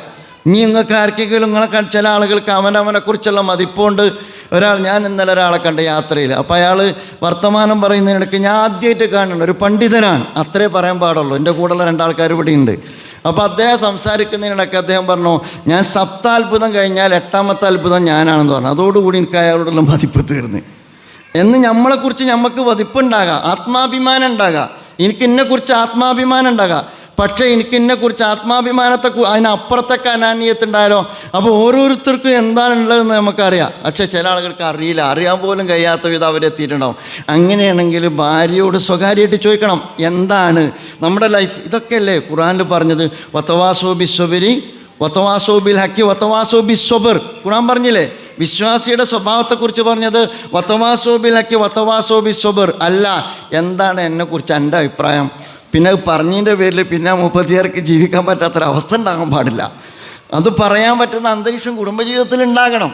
എൻ്റെ ഭാര്യയ്ക്ക് എന്നോട് പറയാൻ പറ്റണം, നിങ്ങളുടെ സംഗതിയൊക്കെ ശരിയാണ്, നിങ്ങൾ അമീറൊക്കെ തന്നെയാണ്, കുഴപ്പമൊന്നുമില്ല, പ്രസംഗമൊക്കെ ഉണ്ട്, പക്ഷെ നിങ്ങൾ പെരയിൽ കുറച്ചും കൂടി ശരിയാകാണ്ട് നിൻ്റെ പെണ്ണുങ്ങൾക്ക് എന്നോട് പറയാൻ പറ്റുന്ന ധൈര്യവും അന്തരീക്ഷവും സൗഹൃദ സന്ദർഭവും എൻ്റെ വീട്ടിലില്ല എങ്കിൽ ഞാൻ എന്ത് പ്രഭാഷണം നടത്തിയിട്ട് എന്താ കാര്യം? അതുകൊണ്ട് നമുക്ക് നമ്മുടെ ഭാര്യമാർ നമ്മൾ അങ്ങനെയല്ലേ വതവാസോ ബില്ലക്ക് അവളോട് പറയാൻ പറ്റണം, മോളെ നോമ്പൊക്കെയാണ് വരാൻ പോണത്, നമ്മൾ കുറേ കാലമായി തുടങ്ങിയിട്ട് എൻ്റെ സ്വഭാവത്തിൽ ഈ സംഗതിയും കൂടി മാറ്റാൻ പറ്റണമെങ്കിൽ അതിന് പറ്റിയ സമയം എപ്പോഴാണ് എന്ന് മോളോട് പറയാൻ പറ്റണം, ഭാര്യനോട് പറയാൻ പറ്റണം, മക്കളോട് പറയാൻ പറ്റണം. അതുപോലെ തന്നെ ജീവിതശീലങ്ങളിൽ സുബ്ഹിക്ക് ആണ് പൊന്താത്ത ആൾക്കാരുണ്ടാവും. പൊന്താത്തത് കൊണ്ടാണ്, എങ്ങനെ നോക്കിയാലും പൊന്താത്തത് കൊണ്ടാണ്, തീരുമാനിക്കാത്തതുകൊണ്ടൊന്നല്ല. ഓരോ ദിവസവും തീരുമാനിക്കും, ഇന്ന് സുബ്ഹിക്ക് എണീറ്റില്ല, നാളെ എണീക്കണം, നാളെയും പിന്നെ അസ്സലാത്തു ഖൈറും മിനന്നൗം എന്ന് പറയുമ്പോൾ തിരിഞ്ഞിട്ട് അങ്ങോട്ട് കിടക്കും. അപ്പോൾ റമദാൻ നല്ല സന്ദർഭമാണ്. എന്താ റമദാൻ്റെ സന്ദർഭത്തിൻ്റെ പ്രത്യേകത? അത്താഴം കഴിഞ്ഞാൽ പിന്നെ കിടക്കാൻ സമയമല്ല, അപ്പോൾ സുബഹിക്ക് പോയി തുടങ്ങും. അതാണ് നിലനിർത്തിക്കൊണ്ടുപോയാൽ മതി. അപ്പോൾ നിലനിർത്തണം എന്നുള്ള തീരുമാനം ഉണ്ടാണോ?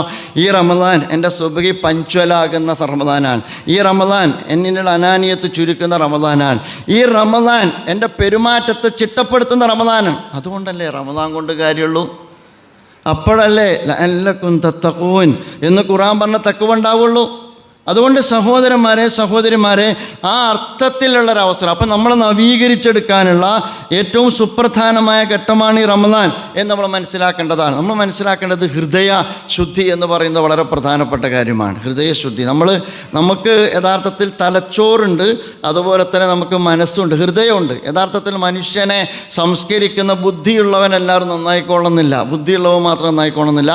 ഹൃദയശുദ്ധി വളരെ പ്രധാനപ്പെട്ട കാര്യമാണ്. നമ്മുടെ ആ അർത്ഥത്തിൽ നമ്മുടെ മനസ്സുമായി ബന്ധപ്പെട്ടുള്ള ആലോചന വളരെ പ്രധാനമാണ്. അതുകൊണ്ടാണ് റസൂലുള്ളാഹി സ്വല്ലല്ലാഹി അലൈഹി വസല്ലം പറഞ്ഞത് അലാ ഇന്ന ഫിൽ ജസദി മുദ്ഗത്തുൻ. നിങ്ങൾക്ക് ആർക്കും അറിയാത്ത ഹദീസല്ല ഞാൻ പറഞ്ഞത്.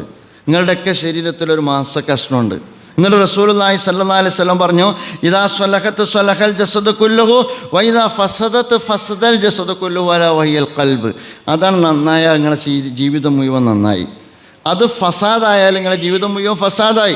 അപ്പോൾ ഹൃദയശുദ്ധി വരുത്തേണ്ടുന്ന സന്ദർഭമാണിത്, ഹൃദയ സംസ്കരണം വരുത്തേണ്ടുന്ന സന്ദർഭമാണിത്.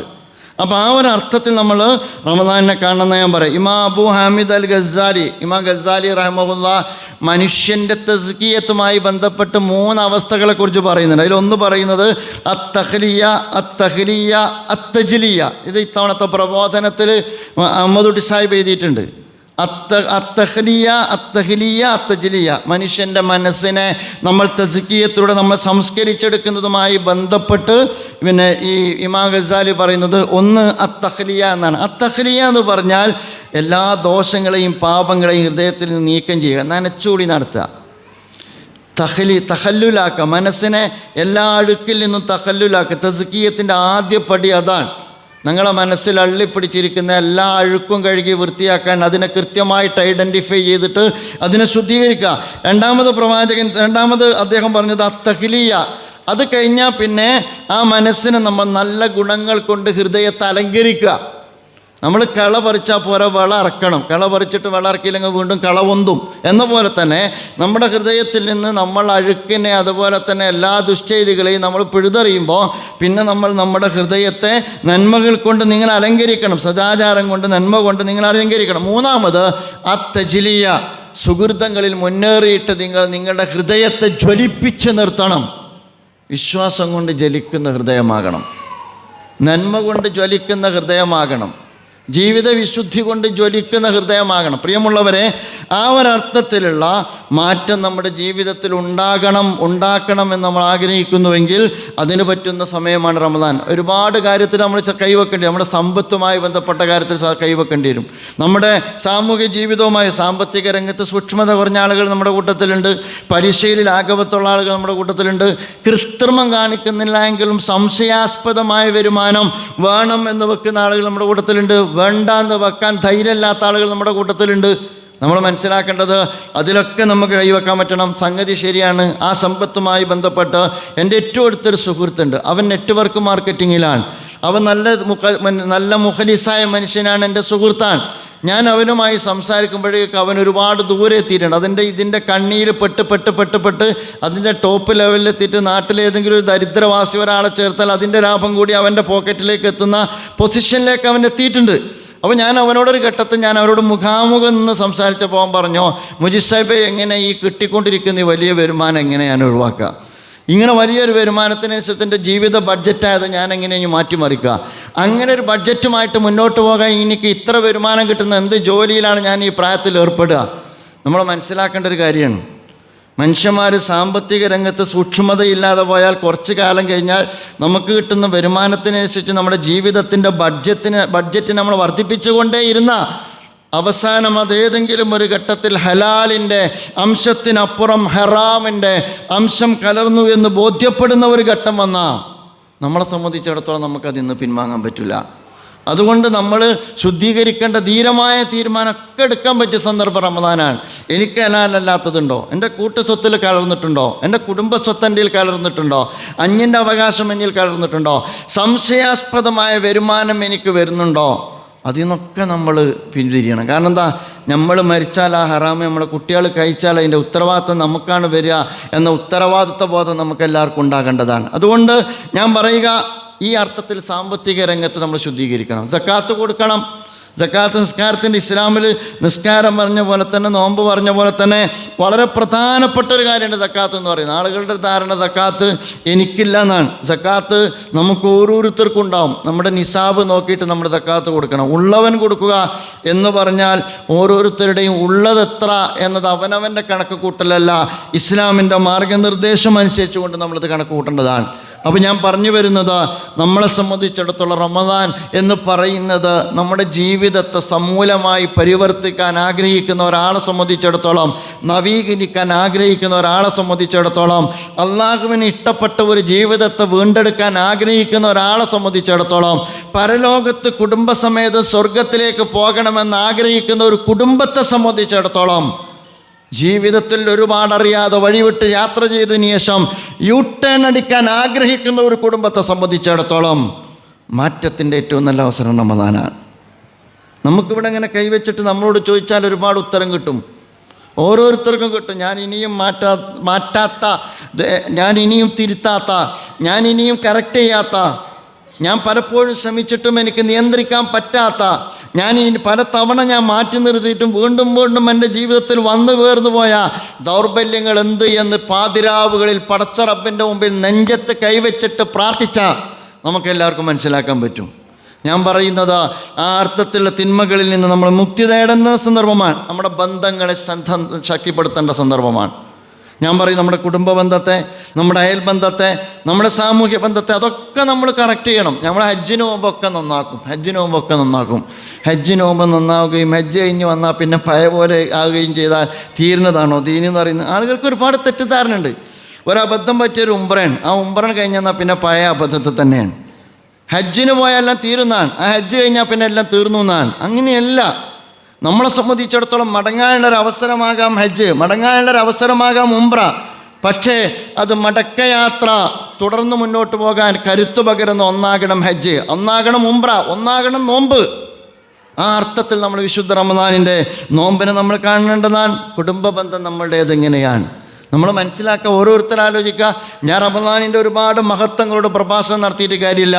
വിശുദ്ധ റമദാനിൻ്റെ മഹത്വമുള്ള രാപ്പകലുകളിൽ നമ്മുടെ ഓരോരുത്തരുടെയും ജീവിതത്തെ അള്ളാഹുവിന് ഇഷ്ടപ്പെട്ട ഒരു തലത്തിലേക്ക് വീണ്ടെടുക്കാൻ നമുക്ക് ഈ സന്ദർഭം ഉപയോഗപ്പെട്ടുവെങ്കിൽ അതാണ് ഏറ്റവും ഹൈറായ കാര്യമെന്ന് വിശ്വസിക്കുന്ന ഒരാളാണ് ഞാൻ.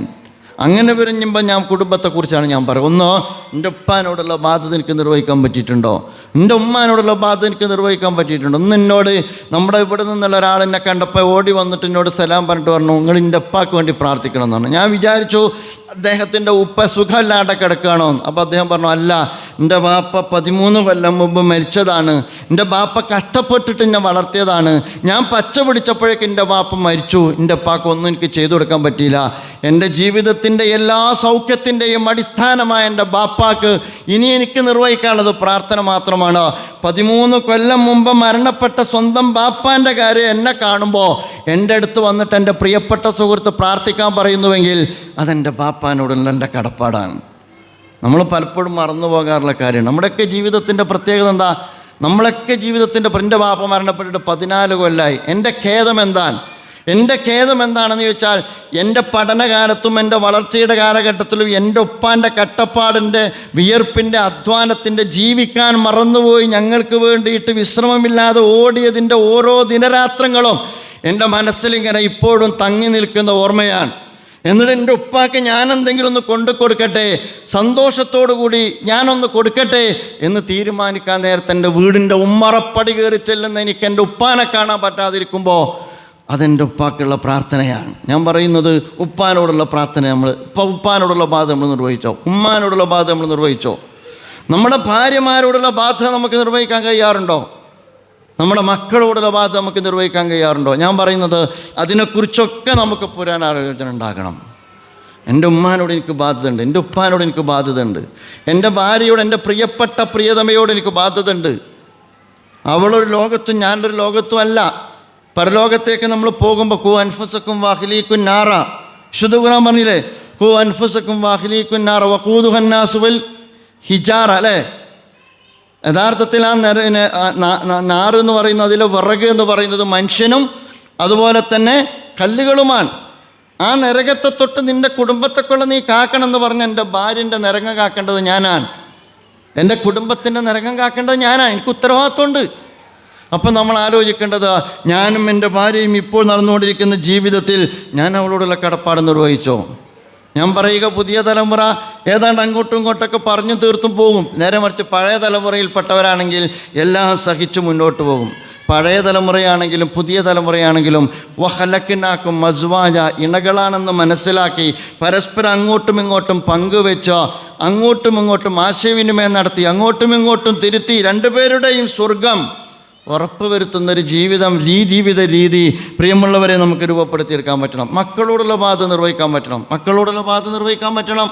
നിങ്ങൾ ആലോചിച്ച് നോക്ക്. ഞാൻ ശേഷം പറയാൻ പോകുന്നുണ്ട്, അപ്പോൾ പറയാൻ.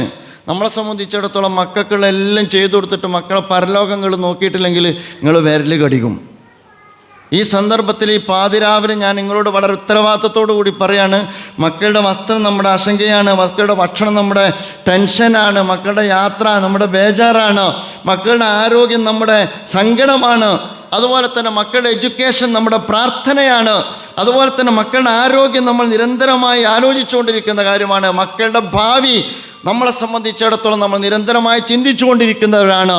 മക്കളുടെ പരലോകം നമ്മൾ ഒരിക്കലും ചിന്തിക്കാത്തതാണ്. എന്ന് പറഞ്ഞാൽ ഞങ്ങൾ ആദ്യം നിങ്ങൾ എന്തിനെല്ലാം ടെൻഷൻ അനുഭവിച്ചോ അതെല്ലാം വെറുതെയാണ്.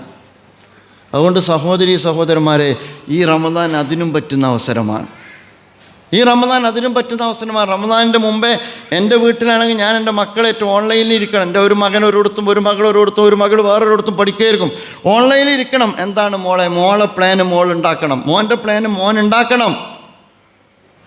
അവരുടെ ജീവിതത്തിൻ്റെ എല്ലാ സൗകര്യങ്ങളിലും അസൗകര്യങ്ങളിലും സന്തോഷിക്കുകയും സങ്കടപ്പെടുകയും ചെയ്യുന്ന നമ്മൾ അനശ്വരമായ അവരുടെ പരലോക ജീവിതവുമായി ബന്ധപ്പെട്ട് മൗനം പാലിച്ചാൽ ആ മൗനത്തെ നാളെ പരലോകത്ത് നമ്മുടെ മക്കൾ തന്നെ ഭേദിക്കുമെന്ന ഉത്തരവാദിത്വ ബോധം നമുക്കൊക്കെ ഉണ്ടാകണം. അതുകൊണ്ട് മക്കളുടെ പരലോകം നമ്മുടെ പ്രശ്നമാണ്. അതുകൊണ്ട് ആ അർത്ഥത്തിൽ കുടുംബത്തോടുള്ള ബാധ്യത, ഭാര്യയോടുള്ള ബാധ്യത, മക്കളോടുള്ള ബാധ്യത, അയൽക്കാരോടുള്ള ബാധ്യത. നല്ല മനുഷ്യനാണ്, നെറ്റിയിൽ നിസ്കാരത്തയമ്പാണ്, ഒരു ബഹുസ്വര സമൂഹത്തിലാണ്. ഈ കാലഘട്ടത്തിൽ വെറുപ്പുൽപ്പാദിപ്പിക്കുന്ന ഇന്ത്യയാണ്. വെറുക്കപ്പെട്ടവനെ ക്രൂരമായി കൊല ചെയ്യപ്പെടുന്ന സാഹചര്യമാണ്. അങ്ങനെയുള്ളൊരു കാലത്ത് മുസൽമാനെക്കുറിച്ച് തെറ്റായ ഒരുപാട് പൊതുബോധമാണ്. നമ്മുടെ താടിയും നമ്മുടെ പ്രവർത്തനവും ജമാഅത്തെ ഇസ്ലാമി ആണെങ്കിൽ കുറച്ച് കൂടുതലാണ്. നിങ്ങളതല്ലാത്ത ചില ആൾക്കാരുണ്ടാവും, അവർക്ക് കുറച്ച് ആശ്വാസം ഉണ്ടാവും. എന്നാൽ ആർക്കും ആശ്വാസം ഉണ്ടാവില്ല. ഒരു ഘട്ടം കഴിഞ്ഞാൽ എല്ലാവരും തീവ്രവാദികളാണ്. കേരളത്തിൽ ഇന്ന് തീവ്രവാദ പട്ടം കിട്ടാത്ത ഏതെങ്കിലും ഒരു മുസ്ലിം സംഘടനകൾ ഉണ്ടെങ്കിൽ നിങ്ങൾ ഈ പരിപാടി കഴിഞ്ഞിട്ട് എന്നോട് പറഞ്ഞാൽ മതി. ഞാൻ പറയുന്ന ഒരു മുസ്ലിം സംഘടന ആ പട്ടം കിട്ടാത്തവരായിട്ടില്ല. കുറേ കാലം നമുക്ക് മാത്രമേ, ഇപ്പം എല്ലാവർക്കും കിട്ടിത്തുടങ്ങിയിരിക്കുന്നു. അപ്പോൾ ആ ഒരവസ്ഥ കേരളത്തിലുണ്ട്. അപ്പം അങ്ങനെയുള്ളൊരു കാലത്ത് നമ്മൾ എങ്ങനെ ജീവിക്കണം? ആളുകളുടെ മനസ്സിൽ അത്തരൊരു ധാരണ ഉണ്ട്. അതൊരു വേൾഡ് പ്രൊജക്റ്റാണ്, ഒരു നാഷണൽ പ്രൊജക്റ്റാണ്. അത് കേരളത്തിൽ അപ്ലൈ ചെയ്യപ്പെട്ടിരിക്കുകയാണ്. ഇസ്ലാമോഫോബിയ എന്ന് പറയുന്നത് കോർപ്പറേറ്റുകൾ കോടികൾ ഇൻവെസ്റ്റ് ചെയ്തുകൊണ്ട് ബോധപൂർവം രൂപപ്പെടുത്തിയെടുക്കുന്ന ഒരു ക്രിയേഷനാണ്. യാദൃച്ഛികമായിട്ട് ഇസ്ലാം പേടിന്താണതല്ല. അങ്ങനെയുള്ളൊരു ഇന്ത്യ രാജ്യത്ത് എൻ്റെ അയൽക്കാരൻ, വാർത്ത കാണുന്നതിൻ്റെ അയൽക്കാരൻ, ഓരോരുത്തരുടെയും വാട്സപ്പ് യൂണിവേഴ്സിറ്റി വളരെ സജീവമാണ്. വീട്ടിലുള്ള 75 തികഞ്ഞ ആൾ പത്രം നോക്കൂല. പണ്ടത്തെ പോലെ റേഡിയോ കേൾക്കുന്ന പരിപാടിയില്ല.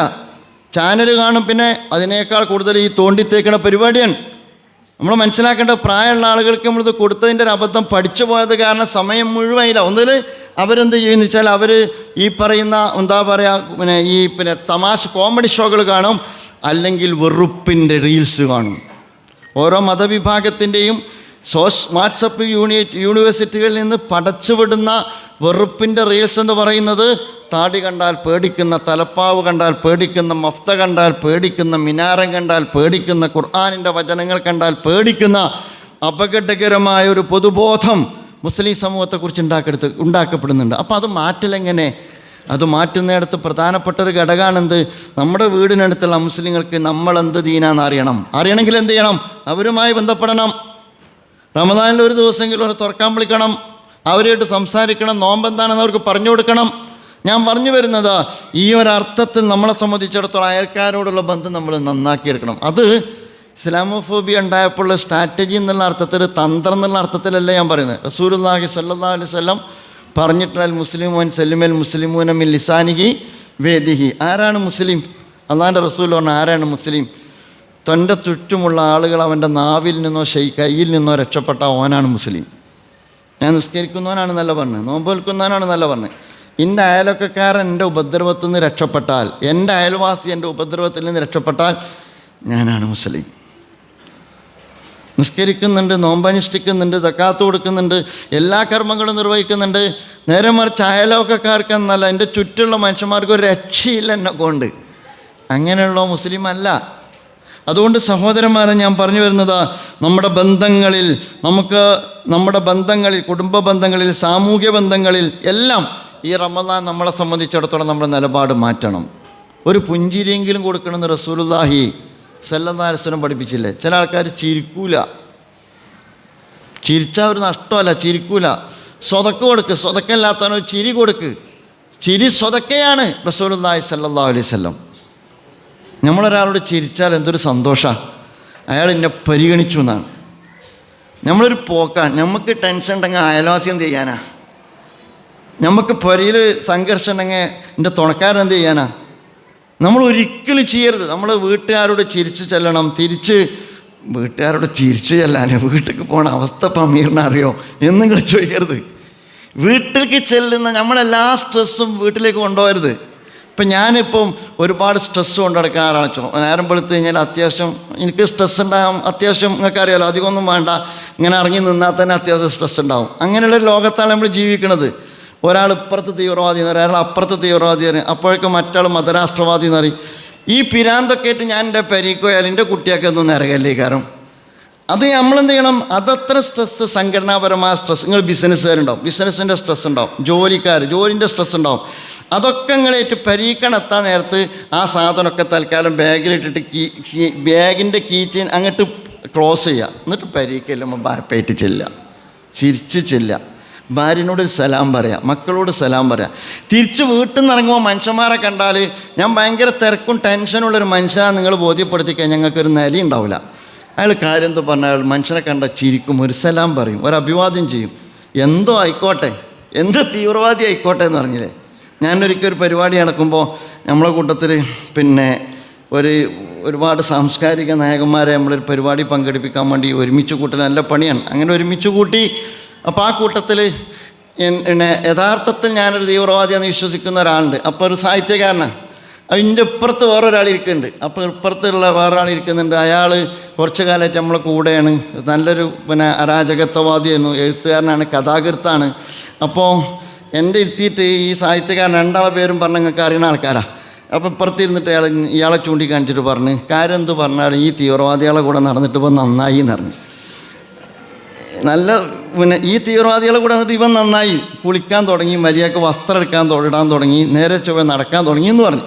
അപ്പോൾ ഞാൻ പറഞ്ഞു വരുന്നത് അത്രയും മാറിയല്ലോ. അപ്പോൾ നമ്മൾ മനസ്സിലാക്കേണ്ട ഒരു കാര്യം, നമ്മളെക്കുറിച്ചുള്ള ധാരണകളെ മാറ്റേണ്ടത് വയലിലൂടെയും പ്രഭാഷണത്തിലൂടെയല്ല, ജീവിത സമീപനത്തിലൂടെയാണ്. ഒരു വിശ്വാസി ജീവിക്കുന്ന ഒരു ഗ്രാമത്തിൽ ആ വിശ്വാസത്തിൻ്റെ ഗുണങ്ങൾ ആളുകൾക്ക് അനുഭവിക്കാൻ പറ്റണം. നിങ്ങൾ ഭയങ്കര സൈദ്ധാന്തികനാണ്, ഭയങ്കര പ്രഭാഷകനാണ്, ഭയങ്കര ആശയപരമായ ഉള്ളടക്കമുള്ള ആളുകളാണ്, ലോകത്തെ ഇസ്ലാമിക ഭൂമികയിൽ നിന്നുകൊണ്ട് നോക്കിക്കാണാൻ കഴിയുന്ന കണ്ണും കാതുമുള്ളവരാണ്, അതൊക്കെ വേറെ കാര്യം. ഈ പാവപ്പെട്ട മനുഷ്യനതൊന്നും അറിയില്ല. നിങ്ങളും അയാളോട് എങ്ങനെ പെരുമാറുന്നത്, നിങ്ങൾ അയാളെ കണ്ടാൽ മൈൻഡ് ചെയ്യുന്നുണ്ടോ, നിങ്ങൾ അയാൾ കുടുങ്ങുമ്പോൾ എത്തുന്നുണ്ടോ, നിങ്ങൾ അയാൾ പ്രയാസപ്പെടുമ്പോൾ ആശ്വസിപ്പിക്കുന്നുണ്ടോ? അപ്പം ഞാൻ പറഞ്ഞ റമദാനിലേക്ക് നമ്മൾ പ്രവേശിക്കുമ്പോൾ നമുക്ക് ഇനിയും ദഹിക്കാത്ത മനുഷ്യർ ദഹിക്കാനും, ഇനിയും ഉൾക്കൊള്ളാൻ കഴിയാത്ത മനുഷ്യരെ ഉൾക്കൊള്ളാനും, ഇനിയും നമ്മൾ ബന്ധം സ്ഥാപിക്കാത്തവരുമായി ബന്ധം സ്ഥാപിക്കുവാനും, ഇനിയും നമ്മളെ കുടുംബജീവിതത്തിൽ ആവശ്യമായ മാറ്റങ്ങൾ വേണമെങ്കിൽ ആ മാറ്റങ്ങൾ വരുത്താനും ഒക്കെയുള്ള അവസരമായി നമ്മൾ ഈ റമദാനിനെ കാണണം എന്നാണ് ഞാൻ സൂചിപ്പിക്കുന്നത്. അപ്പോൾ ഈ റമദാൻ എൻ്റെ ജീവിതത്തിലൊരു വഴിത്തിരിവാകണം എന്നാണ് പറഞ്ഞതിൻ്റെ അർത്ഥം. ഈ റമദാൻ എൻ്റെ ജീവിതത്തിലൊരു വഴിത്തിരിവാണ്. എൻ്റെ കുടുംബജീവിതം സുന്ദരമാക്കണം, എൻ്റെ സാമൂഹ്യ ജീവിതം സുന്ദരമാക്കണം, എൻ്റെ സാമൂഹ്യ ബന്ധങ്ങൾ സുന്ദരമാക്കണം, എൻ്റെ സാമ്പത്തിക ഇടപാടുകൾ കുറ്റമറ്റതാക്കണം, എൻ്റെ ജീവിതത്തിൽ ശീലിക്കാത്ത ഒരുപാട് നല്ല ശീലങ്ങൾ ജീവിതത്തിൽ പകർത്താൻ പറ്റുന്നതാകണം. സുബഹിക്ക് സ്ഥിരം പോകുന്ന ആളുകൾ മനസ്സിലാക്കേണ്ടത് തഹജ്ജുദ് തുടങ്ങുന്നതാകണം. തഹജ്ജുദ് നിസ്കരിക്കാൻ തന്നെ ചെറിയ കാര്യമല്ലല്ലോ. അത്താഴത്തിന് എണീക്കുന്നതിന് കുറച്ച് മുമ്പ് തഹജ്ജുദ് നിസ്കരിച്ചാൽ മതി. അപ്പോൾ ഞാൻ പറഞ്ഞു വരുന്നത്, ആ ഒരർത്ഥത്തിൽ നമ്മൾ നമ്മുടെ മനസ്സിലെ എല്ലാ കുത്തും കറകളും മായ്ച്ച് കളയുന്ന സന്ദർഭമാണ് റമദാൻ. ഞാൻ അവസാനിപ്പിക്കുകയാണ് കുറച്ച് കാര്യം കൂടി പറഞ്ഞിട്ട്.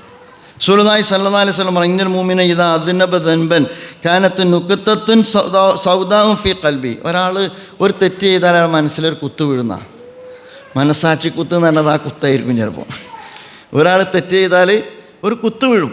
പ്രവാചകൻ റസൂലുള്ളാഹി ആ കുത്തു വീഴുമ്പോൾ നമുക്കൊരു ഏതുപോലെ പ്രവാചകൻ സല്ലല്ലാഹു അലൈഹി വസല്ലം പറയുന്നത്, ഫഇൻ താബ വനദ വസ്തഗ്ഫറ സഖല മിൻഹാ ഖൽബു. അത് ഒരാളെ സംബന്ധിച്ചിടത്തോളം അപ്പം തന്നെ അവൻ പശ്ചാത്തപിച്ച് മടങ്ങിയാൽ അത് കുത്ത് മാഞ്ഞു പോവും. അപ്പോൾ നമ്മളെ സംബന്ധിച്ചിടത്തോളം മനസ്സാക്ഷി കുത്ത് ഞാൻ വെറുതെ പറഞ്ഞല്ല, ഞാൻ എനിക്ക് വിശ്വാസമുള്ള ഒരാളാണ് ഞാൻ.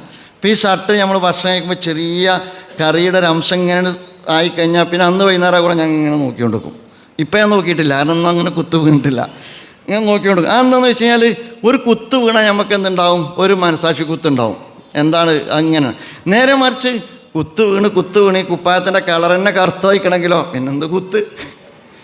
ഇത് മനുഷ്യൻ്റെ തെറ്റിനെക്കുറിച്ച് റസൂലുള്ള പറഞ്ഞ സുന്ദരമായ ഉപമയാണ്. നിങ്ങളെ മനസ്സിൽ തെറ്റ് ചെയ്ത് കഴിഞ്ഞാൽ നിങ്ങൾക്ക് മനസ്സാക്ഷി കുത്തുണ്ടാകും, അപ്പം തന്നെ തിരുത്തി നിങ്ങൾക്ക് അത് ഒഴിവാക്കാൻ പറ്റും. നേരെ മറിച്ച് നിങ്ങൾക്ക് അത് മൈൻഡ് ചെയ്യൂല, ഒരു കുത്ത് വീണ് എന്ത് കുത്ത്, പിന്നെയും കുത്ത് വീണ് പിന്നെയും. അപ്പം അങ്ങനെയുള്ള ഒരാളെ സംബന്ധിച്ചിടത്തോളം അയാൾക്ക് തെറ്റലങ്കാരമായി തീരുമെന്ന് റസൂലുള്ളാഹി സ്വല്ലല്ലാഹു അലൈഹി വസല്ലം നമ്മെ പഠിപ്പിക്കുകയാണ്. അപ്പോൾ പ്രിയമുള്ള സുഹൃത്തുക്കളെ, ഞാൻ പറയുന്നത് ആ ഒരർത്ഥത്തിൽ തഖ്വ നേടിയെടുക്കുക എന്ന് പറഞ്ഞാൽ എൻ്റെ താടി നീളം കൂടുക, എൻ്റെ തലയിലൊരു തൊപ്പി വരിക, എൻ്റെ തുണി കുറേയും കൂടി കയറുക എന്നതല്ല, എൻ്റെ ലൈഫിൽ മാറ്റമുണ്ടാവുക എന്നുള്ളതാണ്. ആ മാറ്റത്തിൻ്റെ ഭാഗമായിട്ട് താടി കൂടിയാൽ കുഴപ്പമൊന്നുമില്ല. എൻ്റെ ലൈഫിൽ മാറ്റമുണ്ടാകാതെ താടി കൂടിയിട്ടൊരു കാര്യവുമില്ല. എൻ്റെ ജീവിതത്തിൽ മാറ്റമുണ്ടാവുക എന്നുള്ളതാണ്. എൻ്റെ ചുറ്റുമുള്ള ആളുകൾക്ക് എൻ്റെ മുത്തക്കിയായ ജീവിതം അനുഭവിക്കാൻ കഴിയുക എന്നുള്ളതാണ്. അതുകൊണ്ട് ആ ഒരർത്ഥത്തിൽ ചെറുതും വലുതുമായ എല്ലാ കാര്യങ്ങളെക്കുറിച്ചും ആ സൂക്ഷ്മത ഉണ്ടാവുക എന്നുള്ളതാണ്. എൻ്റെ ജീവിതത്തിൽ അള്ളാഹുവിൻ്റെ മാർഗത്തിൽ ഇറങ്ങിപ്പുറപ്പെടാനുള്ള മനസ്സുണ്ടാവുക എന്നുള്ളതാണ്. ഇസ്ലാമോഫോബിയ കാലഘട്ടത്തിൽ ഇസ്ലാമിനെ ആർജവത്തോടുകൂടി അഭിമുഖീകരിക്കാനുള്ള മനസ്സ്, പ്രതിനിധീകരിക്കാനുള്ള മനസ്സും കൂടി നമുക്കുണ്ടാകണം. പേടിയാകാൻ പാടില്ല എന്ന് ഞാൻ പറയാം. ഞാൻ അവസാനം പറയാൻ പോണത് അതാ. തഖ്വ എന്ന് പറഞ്ഞാൽ നിരുപദ്രവകരമായൊരു സാധനമല്ല. തഖ്വ എന്ന് പറഞ്ഞാൽ ആർജവമാണ്, തൻ്റെ ഇടമാണ്, വിശ്വാസത്തെക്കുറിച്ചുള്ള അഭിമാനമാണ്. നിങ്ങളൊന്ന് ആലോചിച്ച് നോക്കി, നമ്മുടെ മുസ്ലിം സമുദായത്തിൻ്റെ അവസ്ഥ എന്താ? സംഘപരിവാർ ഇങ്ങനെ വട്ടട്ട് പറക്കുമ്പോൾ സംഘപരിവാറിനെതിരെ സംസാരിക്കാൻ പോലും നമ്മൾ ആളുകൾക്ക് ബേജാറാണ്. നമ്മൾ ഏത് ലോകത്താണ് ജീവിക്കുന്നത്? തൂമ്പയെ തൂമ്പ എന്ന് വിളിക്കേണ്ട ധൈര്യം നമ്മൾ കാണിക്കണ്ടേ? ഒരു ജനാധിപത്യ സംവിധാനത്തിൽ കാണിക്കണ്ടേ? ഞാൻ പറഞ്ഞു വരുന്നത് ഈമാൻ എന്ന് പറഞ്ഞാൽ അതാണ്. ബദർ ഉണ്ടായ മാസമാണ് റമദാൻ. ഇസ്ലാമിൻ്റെ തഖ്വ എന്ന് പറഞ്ഞാൽ നിങ്ങൾ ആലോചിച്ച് നോക്ക്, ബദർ ഉണ്ടായ മാസമാണ് റമദാൻ അല്ലേ? ഒരാൾ ആത്മീയമായി വളരാൻ കൂടി വേണ്ടി ഞാൻ നിർത്താം. ഒരാൾ ആത്മീയമായി വളരാൻ പറ്റുന്ന ഏറ്റവും പ്രധാനപ്പെട്ട മാസമാണ് റമദാൻ. അള്ളാഹ്ക്ക് ഇതൊക്കെ നിശ്ചയിക്കണം അല്ലേയുള്ളൂ. എന്നാൽ ആത്മീയത നേടിയെടുക്കുന്ന മാസമാണ്. എന്നാൽ ബദർ റമദാൻ കഴിഞ്ഞിട്ടായിക്കോട്ടെ എന്നുള്ളത് തീരുമാനിച്ചോ? ബദർ റമദാൻ കഴിഞ്ഞിട്ടായിക്കോട്ടെ. നോമ്പിനുള്ള പ്രത്യേകത എന്താണ്? ഒന്ന്, ഖുർആൻ ഇറങ്ങിയ മാസമാണ്. ഷഹ്റു റമദാൻ അല്ലദീ ഉൻസില ഫീഹിൽ ഖുർആൻ ഹുദൽ ലിന്നാസി വബയ്യിനാത്തിൻ മിനൽ ഹുദാ വൽ ഫുർഖാൻ. ഒന്ന് അതാണ്, ഖുർആൻ ഇറങ്ങിയ മാസമാണ്. രണ്ടാമത്തെ പ്രത്യേകത എന്താണ്? രണ്ടാമത്തെ പ്രത്യേകത ലൈലത്തുൽ ഖദ്ർ. ലൈലത്തുൽ ഖദ്ർ ഖൈറും മിൻ അൽഫി ഷഹ്ർ. 1000 മാസങ്ങളേക്കാൾ ഉത്തമമായ രാവുള്ള മാസമാണ്. അത് ലൈലത്തുൽ ഖദ്റിൻ്റെ രാവുള്ള മാസം. രണ്ടാമത്തെ പ്രത്യേകത. മൂന്നാമത്തെ പ്രത്യേകത എന്താണ്? ബദർ നടന്ന മാസമാണ്, അല്ലേ? സത്യം ജയിക്കണോ പരാജയപ്പെടണോ എന്നുള്ള നിർണായകമായ ബദർ. ഇവിടെ അള്ളാഹു സുബ്ഹാനഹു വ തആല നമ്മളെ പഠിപ്പിക്കുന്ന കാര്യം എന്താണ്? സമരോത്സുകമാണ് ഇസ്ലാമിൻ്റെ ആത്മീയത എന്നാണ്. ഇസ്ലാമിൻ്റെ ആത്മീയത എന്ന് പറഞ്ഞാൽ സംഘപരിവാർ ഈ രാജ്യത്ത് ചടുല നൃത്തം ചവിട്ടുമ്പോൾ, ബുൾഡോസർ രാജ് നടപ്പാക്കുമ്പോൾ, SIR നടപ്പാക്കുമ്പോൾ, NRC നടപ്പാക്കുമ്പോൾ, ഞാനൊന്നും അറിയില്ലേ എന്ന് പറഞ്ഞിട്ട് പള്ളിൻ്റെ ഉള്ളിൽ കയറിയിട്ട് സുബ്ഹാനല്ലാഹി വബിഹംദിഹി സുബ്ഹാനല്ലാഹിൽ അലി വബിഹംദിഹി അസ്തഗ്ഫിറുല്ലാഹ് എന്ന് ചൊല്ലലല്ല തഖ്വ. ഈ സുബ്ഹാനല്ലാഹി വബിഹംദിഹി സുബ്ഹാനല്ലാഹിൽ അലി വബിഹംദിഹി എന്ന് പറയുന്നതോടൊപ്പം തന്നെ 5 നേരം നമസ്കരിക്കുന്നതോടൊപ്പം തന്നെ നോമ്പ് നിൽക്കുന്നതോടൊപ്പം തന്നെ ഇതെല്ലാം നമുക്ക് നൽകുന്ന മനസ്സിലുള്ള ആത്മീയമായ കരുത്തുകൊണ്ട് ഈ അധർമ്മം നിങ്ങൾ ചെയ്യരുത് എന്ന് പറയാൻ നമ്മുടെ കൈ പൊങ്ങുന്നത് കൂടിയാണ് തഖ്വ. അതുകൊണ്ടാണ് ബദർ റമദാനിൽ നടന്നത്. അതുകൊണ്ടാണ് ബദർ റമദാനിലല്ല നടന്നത്. അപ്പോൾ എന്തിനാ നോമ്പ് നോൽക്കേണ്ട സമയത്ത് യുദ്ധം ചെയ്യലാണോ?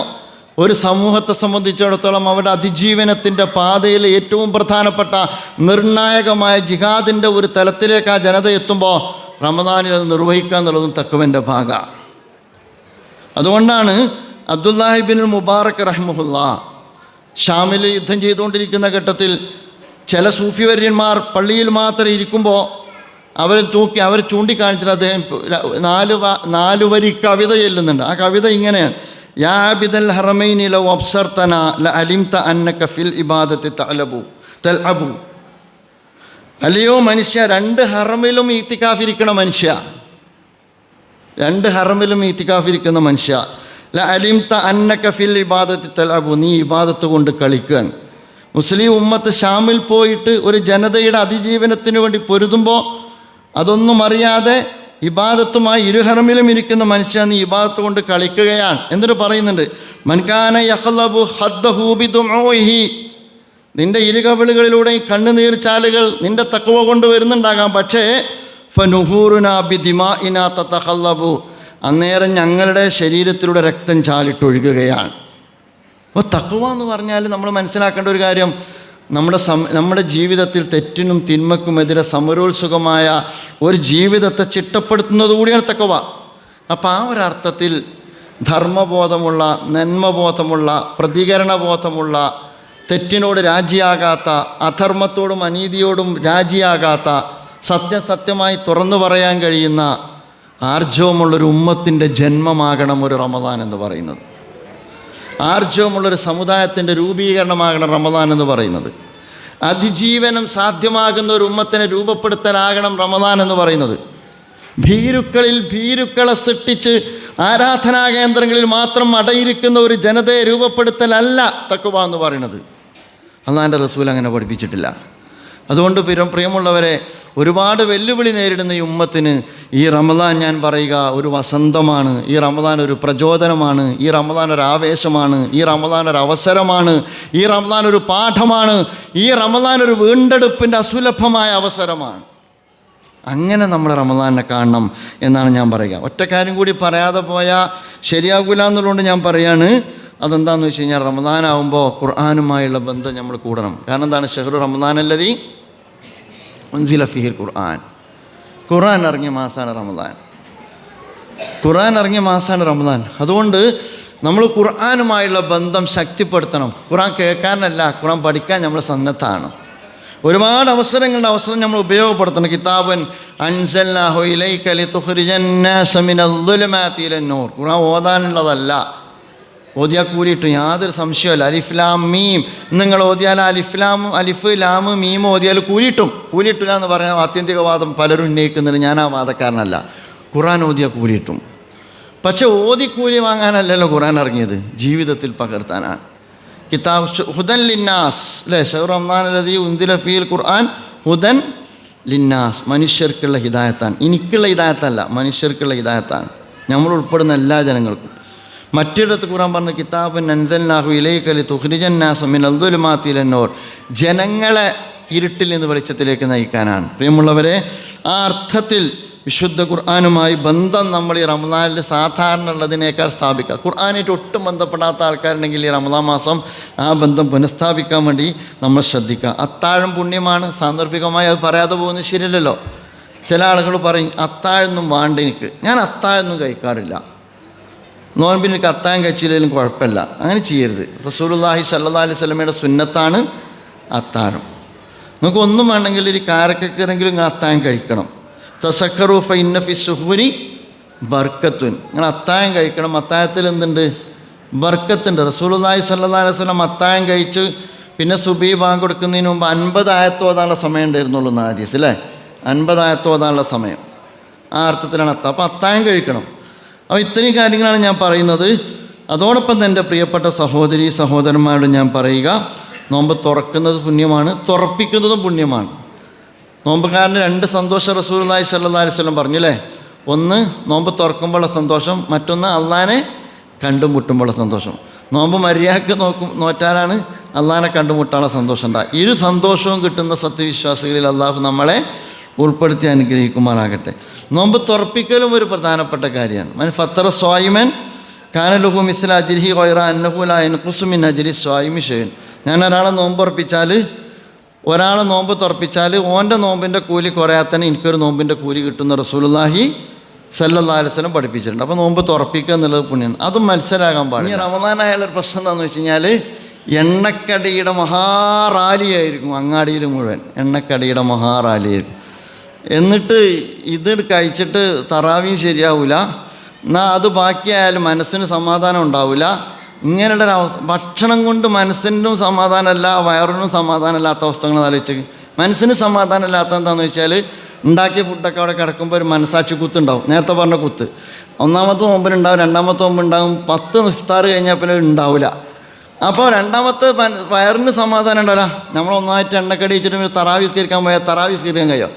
അപ്പോൾ ഞാൻ പറയണത് പിന്നെ ഫുഡിൻ്റെ കാര്യത്തിൽ, അതുപോലെ തന്നെ ഇഫ്താറിൻ്റെ മഹോത്സവത്തിൽ, അതിലുള്ളൊരു മത്സര ബുദ്ധിയിൽ, അതിലുള്ള പൊങ്ങച്ചത്തിലൊക്കെ നമ്മൾ എന്ത് ചെയ്യണം, ഫുഡുകൾ വൈവിധ്യമാർന്ന ഫുഡ് ഉണ്ടാക്കിക്കോളൂ. പക്ഷേ അത് അനാവശ്യമായി കളയുന്നത്, അതുപോലെ തന്നെ അർഹതപ്പെട്ടവർക്ക് കിട്ടാതെ പോകുന്നത്. ഇപ്പോൾ നമ്മൾ മനസ്സിലാക്കേണ്ട നമുക്കൊരു നോമ്പ് തുറപ്പിക്കാൻ നമ്മൾ നോമ്പ് തുറപ്പിക്കുന്ന ഒരു പൈസ കൊണ്ട് ഒരു പക്ഷേ ഉത്തരേന്ത്യയിലൊരു കുടുംബം 30 ദിവസം നോമ്പ് തുറക്കും അല്ലേ, 30 ദിവസം നോമ്പ് തുറക്കും. മാംസാഹാരം ജീവിതത്തിൽ കഴിക്കാൻ ഭാഗ്യം കിട്ടാത്ത നോമ്പുകാർ ഇന്ത്യയിലുണ്ട് നിങ്ങൾ മനസ്സിലാക്കണം. അപ്പോൾ നമ്മളെ സംബന്ധിച്ചിടത്തോളം നമ്മൾ അത്തരം കാര്യങ്ങൾ ഇഫ്താറിലേക്ക് നമ്മൾ തിരിയുമ്പോൾ അത്തരം കാര്യങ്ങൾ നമ്മുടെ ശ്രദ്ധയിലുണ്ടാകണം എന്നാണ് ഞാൻ പറയുന്നത്. അവസാനിപ്പിക്കുകയാണ്. ഞാൻ ഒരിക്കൽ കൂടി പറയുന്നത്, ഈ റമദാൻ നമ്മൾ വീണ്ടെടുക്കാനുള്ളതാകണം. മരണം നമ്മളെ കാത്തിരിക്കുന്നുണ്ട്. മരണത്തിൻ്റെ സമയം നമുക്ക് പറയുക സാധ്യമല്ല. ഏത് സമയവും നമ്മൾ അള്ളാഹുവിലേക്ക് യാത്രയാകുന്ന ഘട്ടത്തിൽ നമുക്ക് റബ്ബിൻ്റെ മുമ്പിൽ കണക്ക് പറയാൻ നമുക്ക് കഴിയണം. റസൂലുള്ളാഹി സ്വല്ലല്ലാഹി അലൈഹി വസല്ലം വിശുദ്ധ ഖുർആൻ പറയുന്നുണ്ടല്ലോ, ഒരു കാലം വരും. പിന്നെ ആ കാലത്തിൻ്റെ പ്രത്യേകത എന്ന് പറയുന്നത്, വിശുദ്ധ ഖുർആൻ പറയുന്നത്, യൗമ ലാ യൻഫഉ മാലും വലാ ബനൂൻ, ആരും ഉപകാരപ്പെടൂല, സമ്പത്ത് ഉപകാരപ്പെടൂല, മക്കൾ ഉപകാരപ്പെടൂല. അൽ അഖില്ലാഉ യൗമഇദിൻ ബഅ്ദുഹും ലിബഅ്ദിൻ അദുവ്വൻ ഇല്ലൽ മുത്തഖീന, മുത്തഖീങ്ങളല്ലാത്തവർ, നമ്മുടെ ജീവിതത്തിൽ വിശ്വാസികളല്ലെങ്കിൽ പുറത്തിറങ്ങണമെങ്കിൽ ഓൻ്റെ ഒപ്പം വേണം. അങ്ങനെയുള്ള അഹില്ലാകൾ തമ്മിൽ ശത്രുക്കളാകും പരലോകത്ത് നിന്ന് കഴിഞ്ഞാൽ. നീയാണ് എന്നെ വഴിപ്പിച്ചതെന്ന് ഇവനാണ് എന്നെ വഴിപ്പിച്ചതെന്ന് അവനും. അങ്ങനെ ഒരു കാലം വരുന്നത്. ഞാൻ അത്ഭുതപ്പെട്ടു പോകുന്നതെന്ന് വെച്ചാൽ വല യസ്അലു ഹമീമൻ ഹമീമ, ആത്മമിത്രങ്ങൾ പോലും അങ്ങോട്ടും ഇങ്ങോട്ടും കുശലം അന്വേഷിക്കൂല. മാശരിയിൽ ഹാജരാക്കപ്പെടും. ആത്മമിത്രങ്ങൾ അങ്ങോട്ടും ഇങ്ങോട്ടും കുശലം അന്വേഷിക്കൂല. യുബശ്ശറൂനഹും യവദ്ദുൽ മുജ്രിമു ലയഫ്തദി മിൻ അദാബി യൗമഇദിൻ ബിബനിഹി. പരസ്പരം കാണുന്നുണ്ടാവും. ബാപ്പാനെ ഞാൻ കാണുന്നുണ്ടാവും. ഞാൻ ഇപ്പോൾ ബാപ്പാനെ വൈകാരികമായിട്ടാണ് ഓർത്തത്. പക്ഷെ അവിടെ കണ്ടാൽ എനിക്ക് എൻ്റെ ബാപ്പാനെ ഞാൻ കാണുന്നത് അവിടെയാണ്. എൻ്റെ ബാപ്പാനോട് പോലും ഞാൻ കുശലം അന്വേഷിക്കൂല. എൻ്റെ ഉപ്പ കാണും, എന്നോട് എൻ്റെ ഉപ്പ കുശലം അന്വേഷിക്കൂല. എൻ്റെ ഉമ്മാനെ ഞാൻ കാണും, ഉമ്മാനോട് ഞാൻ കുശലങ്ങൾ അന്വേഷിക്കൂല. എൻ്റെ ഭാര്യയെ ഞാൻ കാണും, ഞാൻ അവളെ കണ്ടാൽ അവളുടെ കാര്യങ്ങൾ അന്വേഷിക്കാൻ ഞാൻ നിൽക്കൂല.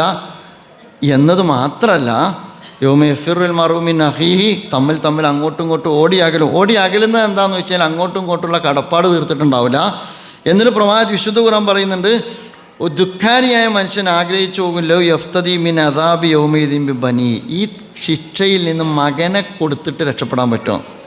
കിഡ്നി കൊടുക്കാൻ റെഡിയേനു, പുര വിറ്റിട്ട് ഭാര്യയെ ട്രീറ്റ്മെൻറ്റിന് കൊടുക്കാൻ റെഡിയേനു, എന്തും അവൾക്ക് വേണ്ടി സമർപ്പിക്കാൻ റെഡിയായിരുന്നു. പരലോകത്തെത്തിയ മനുഷ്യൻ പറയാണ്, ഈ മോനെ ബലി കൊടുത്തിട്ട് എന്നെ ശിക്ഷയിൽ നിന്ന് രക്ഷപ്പെടുത്തുമോ? മാത്രമല്ല സ്വാഹിബത്തിഹി വാഹിഹി, എൻ്റെ കൂട്ടുകാരനെ കൊടുത്തിട്ട് അല്ലെങ്കിൽ എൻ്റെ സഹോദരനെ കൊടുത്തിട്ട് ഫസീലത്തിഹില്ലത്തി തൂവിഹി, എനിക്കെല്ലാ സഹായവും തന്ന എൻ്റെ എന്നെ പോറ്റിയത് ആ കുടുംബത്തെ കൊടുത്തിട്ട് ഒമൻ ഫില്ലർലി ജമിയൻ സുമ്മയുഞ്ചി, അല്ലെങ്കിൽ ഭൂമിയുള്ളത് മുഴുവൻ കൊടുത്തിട്ട് പടച്ചോനെ എന്നെ രക്ഷപ്പെടുത്തുമെന്ന് മനുഷ്യൻ വിലപിക്കുന്നൊരു സന്ദർഭമാണ്. ആ സന്ദർഭത്തിൽ അങ്ങനെ വിലപിക്കുന്ന ധിക്കാരികളുടെ കൂട്ടത്തിൽ പെടാതിരിക്കണമെങ്കിൽ ജീവിതത്തെ വീണ്ടെടുക്കാനുള്ള അവസരമാണ് റമദാൻ. ആ റമദാനെ നമ്മൾ ഉപയോഗപ്പെടുത്തുക. അല്ലാഹു സുബ്ഹാനഹു വ തആല ഈ വിശുദ്ധ റമദാനിനെ ആരോഗ്യത്തോടെ, ആഫിയത്തോടെ, ആയുസ്സോടെ, പുതിയ തീരുമാനത്തോടെ, നിശ്ചയദാർഢ്യത്തോടെ ജീവിതത്തിൻ്റെ ഒരു വഴിത്തിരിവാകും വിധം സ്വീകരിക്കുന്ന സത്യവിശ്വാസികളുടെ കൂട്ടത്തിൽ നമ്മളെല്ലാവരെയും ഉൾപ്പെടുത്തി അനുഗ്രഹിക്കുമാറാകട്ടെ. റബ്ബന തഖബ്ബൽ മിന്നാ ഇന്നക അൻത സമീഉൽ അലീം വതുബ് അലൈനാ ഇന്നക അൻത തവ്വാബുർ റഹീം വഗ്ഫിർ ലനാ യാ ഗാഫിറുൽ മുദ്നിബീൻ ആമീൻ ആമീൻ ബിറഹ്മതിക യാ അർഹമർ റഹീമീൻ. അസ്സലാമു അലൈക്കും വറഹ്മത്തുള്ളാഹി വബറകാതുഹു.